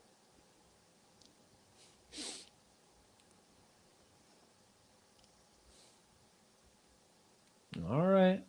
This guy might be better than Javon Bullard, maybe. Well, he is. Oh, okay. He's way better than Javon Bullard. That's why Bullard was drafted in the second round last year, and this guy's drafted in the first round. Man, I got this one hair right here. It just is. I don't know. I'm getting old, man. My hair's getting thinner and thinner and thinner. Woo! My forehead's getting back and back. Be careful, Ephraim. You never know what's going to happen to your hair. Yep, don't cut off too much of it. Don't get too much. You don't know. Keep if it'll it grow flopping back. forward like that. Oh my God, Roger Goodell. He's getting like the biggest hugs tonight. I'm telling you. Dude, every time it's like that. No, these guys are like hugging them. They're swaying, holding them so tight, whispering in their ears. Wow. Amazing. Roger's got to feel special getting all those hugs. All right. I don't think I'm going to stay on any longer. We're about ready to hang it up. What do you think? All right. Ephraim? Should we wait? The Lions pick is in. We'll see who the Lions Go for the pick, Lions. and then we'll get out. Since there's the last team in our division that's still just picking. Yep. Starks goes to the Ravens. They'll probably take Ravens. Ezeraku, man. Ravens get another good safety for the next 12 years. Yep. Smart. The next Ed Reed.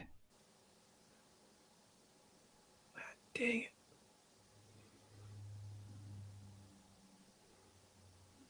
He's just a football player, man. And he's got a pink suit, this guy. He's very confident. Yeah. If you Hell wear a yeah. pink suit, you're confident. Yeah. Pastel-y pink, too. Not even Yeah. not even fuchsia kind of, more pastel-y. All these guys got a lot of big chains. I'm Golden had a disappointed. big G chain, so it worked really well since he drafted by the Green Bay Packers in the big Yeah. G. Even though Whereas his golden is Golden- probably for golden. Yeah. Yeah, I know, but still, it worked out pretty good. Smart though. He can always say it was because he knew he was coming to the Packers. Yeah. If he wants.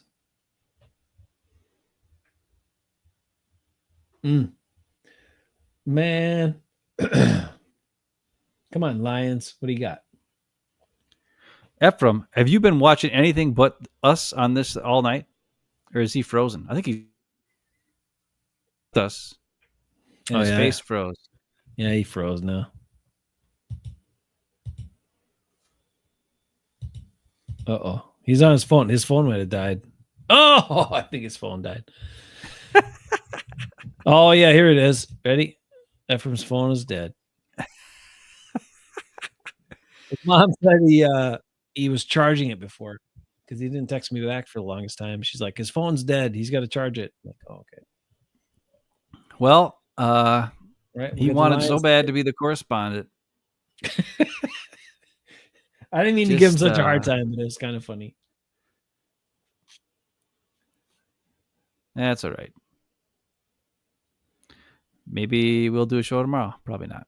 I got Evan's musical. I missed the parent preview tonight. We got musical tomorrow night, musical Saturday night, Holy crap. musical Sunday. The Lightning Thief. And Evan, who this is the first musical he's gone out for in high school because he just went and plays because he didn't want to do musicals. But this one he said this, he likes all the songs in this one. He's like, the songs are really good. And he said the show has really come together. Like they haven't had many notes or anything. They're like, this show is really good. So I'm excited. I haven't seen it. I don't know anything about it. I mean, I know kind of the Percy Jackson stuff a little bit, but I don't know any of the songs or any of that stuff or what the story is like. I'm excited to check it out. I've only seen the movie. That's all I know. All right, Detroit Lions. And then we're signing off. All I know is there's a guy who's a centaur, and apparently he can hide his whole entire horse body by sitting on a wheelchair and covering up with a blanket. That's Evan, Chiron. That's him. Yeah, I don't know how all that works, but okay. All right, the Lions take Tyleek Williams, D tackle from Ohio State. TK Williams. No, Tyleek. Or Tylick, actually, because IE should be the I sound. And or EI should be the I sound, and IE should be the E sound. He looks like he's got some good pursuit. Well, the Lions need more D line help, that's for sure. I don't think Mike Green's going to be drafted until the third round. Because even though he's talented, he's got some stuff. Damn. How was this guy down on the Packers radar? This guy looks pretty good. He's playing it. They're showing him against good competition, and he's just like eating them up. This guy might be a player, man. Yeah, he looks like it. How big is this guy? He looks pretty big, too. He looks huge and fast. How was this guy not on the Packers radar? Because Packers are dumb. Flip. All right. Well, there's a few hundred people sitting in Lambeau Field. I'm not sure why they turned them. They could have just let the people go into Lambeau Field, right? The overflow people. Why not? There's like hardly anybody sitting in the bowl. It's weird. It's weird. Don't turn them away. Let them go sit in Lambeau and then put the draft up on the big screen in Lambeau, right? Don't you think? Doesn't that make sense?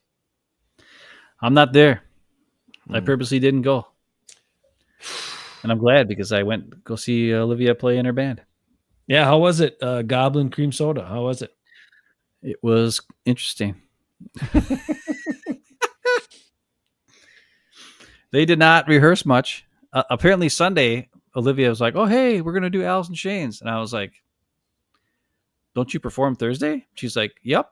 I'm like, "What song are you doing?" And then she was like, "Oh, Damn That River." And I'm like, really? Because Damn That River's got a really weird guitar solo part where it does some weird changes and accents and weird stuff going on in the middle. And she's like, "Nah, it's easy." I'm like, okay. Well, she couldn't hear the guitar player, so they missed a whole bunch of stuff. She didn't know the words, and she was supposed to be the one singing it. I think the guitar player tuned down way too low, and then she had to jump it up an octave a couple times. So, yeah, it was kind of weird. Well, but I told her, whatever happens, just go crazy, and who cares? And it was, whatever. She did okay. That's good. But then she sang "You Ought to Know" from Alanis Morissette, and she went nuts and got a little crazy then after, because she did it right after the Alice in Chains song. And she looked at me and she was like, "Oh, I screwed up," And I looked at her and I just went, "Just go crazy." And then she did. Then she went crazy on the "You Ought to Know." So Nice. she rocked out. Then she played drums on the first song and played drums on the last song, and she kicked butt on the drums. So it was fun. Cool. I drove an hour and a half to be there for 45 minutes to an hour, and then drove right back here. Was this the one she said that she didn't really want parents at? It was supposed to be just for students, and you just went anyway, or what? Yep, I was the only old guy there. What? Besides the sound guy. Wow. Okay. There's one guy who talked to me. He was like, "Hey," because I went in front. I was like, "I'm sorry, excuse me, I have to get a video of this one." And then the guy's like, "Oh, who are you? Are you like just like super big fan of the band?" And I'm like, "No, I'm the dad of the drummer." And he's like, "Oh, that's cool." And I'm like, "Yeah, she's gonna be playing one of my favorite bands, a song from one of my favorite bands. She's gonna sing it and play drums." And he was like, "Whoa, that's awesome!" And I was like, "Yep." And he's like, "That's cool, man." Then he walked away, and I was like, "All right." Oh man, good. I told Olivia, just pretend I'm not there. But that she kept looking at me the whole time, and I was like, "Don't look at me. Look at your friends. Look at the people, and don't look at me." And she kept looking at me, like looking for my approval. I'm like, "Don't look at me." So, Well, but I got some videos. I shared one on the Hafen family chat. I'll share a couple more eventually. Maybe I'll put them on Facebook. I don't know. We'll see. Awesome. I like it. But she's rocking out, just like the classic days of you and me back in high school, with the Vortex days. Yeah, that's awesome, man. I'm glad she's having fun. Hopefully, she gets a better guitar player, or he gets better, or something. He did decent today. He did better. Did better? Okay, he was better. He still, I don't know what he was playing at the beginning of Damn That River, but I clipped that part out because I don't know what he was. It wasn't quite what he was supposed to be playing. And then Livy didn't come in because you couldn't hear him. And then he kept, and like they didn't practice enough, so he just played it straight up. Like usually you can vamp, like wait until the lead singer starts singing, and then just keep vamping that same part until they sing. And he just went right from the bridge or from the verse to the chorus. Luckily, it's Alice in Chains, and the verse and the chorus were exactly the same chords, just in different part, like higher up, and you know what I mean. It was basically the same thing over and over and over and over and over and over on that song. So it worked with what she was singing, and then he did figure out once she started singing the chorus, then he just kind of kept playing the chorus over and over. Though he was playing the chorus during the first verse because Olivia came in so late. But he did okay. And the last song they did had this crazy bass part, and he was just going crazy. The bass player was going crazy. It was like all over the place. And they sounded pretty good as a band, like the three of them, the guitar player and the bass player and Livs playing drums. They were just rocking out. So I recorded a little bit of that because I was like, dang, this is rocking out here. I'm going to record this. Otherwise, you know me, I only record when she sings. Yep. Because, I'm a singer guy, so I like the singers. But nobody cares about that who's watching this Packer draft. They don't care about Olivia's Josh Connerly. Ooh, he's a good tackle. Drafted by the Washington team. A lot of people like him. Commanders. Well, he's an actual tackle. How come the Packers can never find like good tackles late in the draft, first round, like these teams are? Oh, because they take Jordan Morgan. Oh, okay. Oh well. Well, whatever. It's right. It's done. It's done. But yeah, so the Chiron, the wheelchair centaur, that's Evan in this musical. Yeah. Well, that's great. Does he get to become a centaur later too? Yeah. He wanted that part so he didn't have to do all the choreography stuff. Smart. If you don't want to dance, that's the best way to do it. It's true. Yeah. It's legit. Is it like that one commercial for the hair product with that one lady with the fake horseback? It was weird looking. I don't know. He said the legs and stuff weren't working out too well the other night during the initial run through. So he hoped they got that figured out. So we'll see how that goes tomorrow. Hopefully they work the kinks out tonight. Anyway. Nice. Yeah.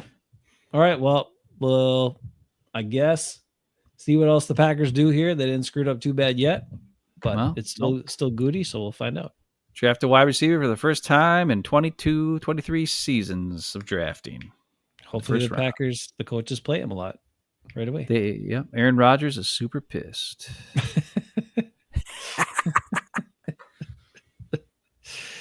All right, man. All right, be good, everybody. Take care of All right. yourselves. A couple more picks to go: Bills and Chiefs and Philly, and that's it. And we don't care about those teams, so take it Don't easy. Enjoy the draft if you're going, but otherwise, hopefully the Packers make some good moves and maybe they're actually improve their team. We'll see. But anyway, Ephraim, he'll try again to be a better correspondent next time. Everybody. I don't know. I was like, what? Anyway, we'll catch you. We'll catch you again some other time after we get to a chance to digest all this stuff. See you guys later. All right. We are. Tell me why I'm begging you to come. You're still home.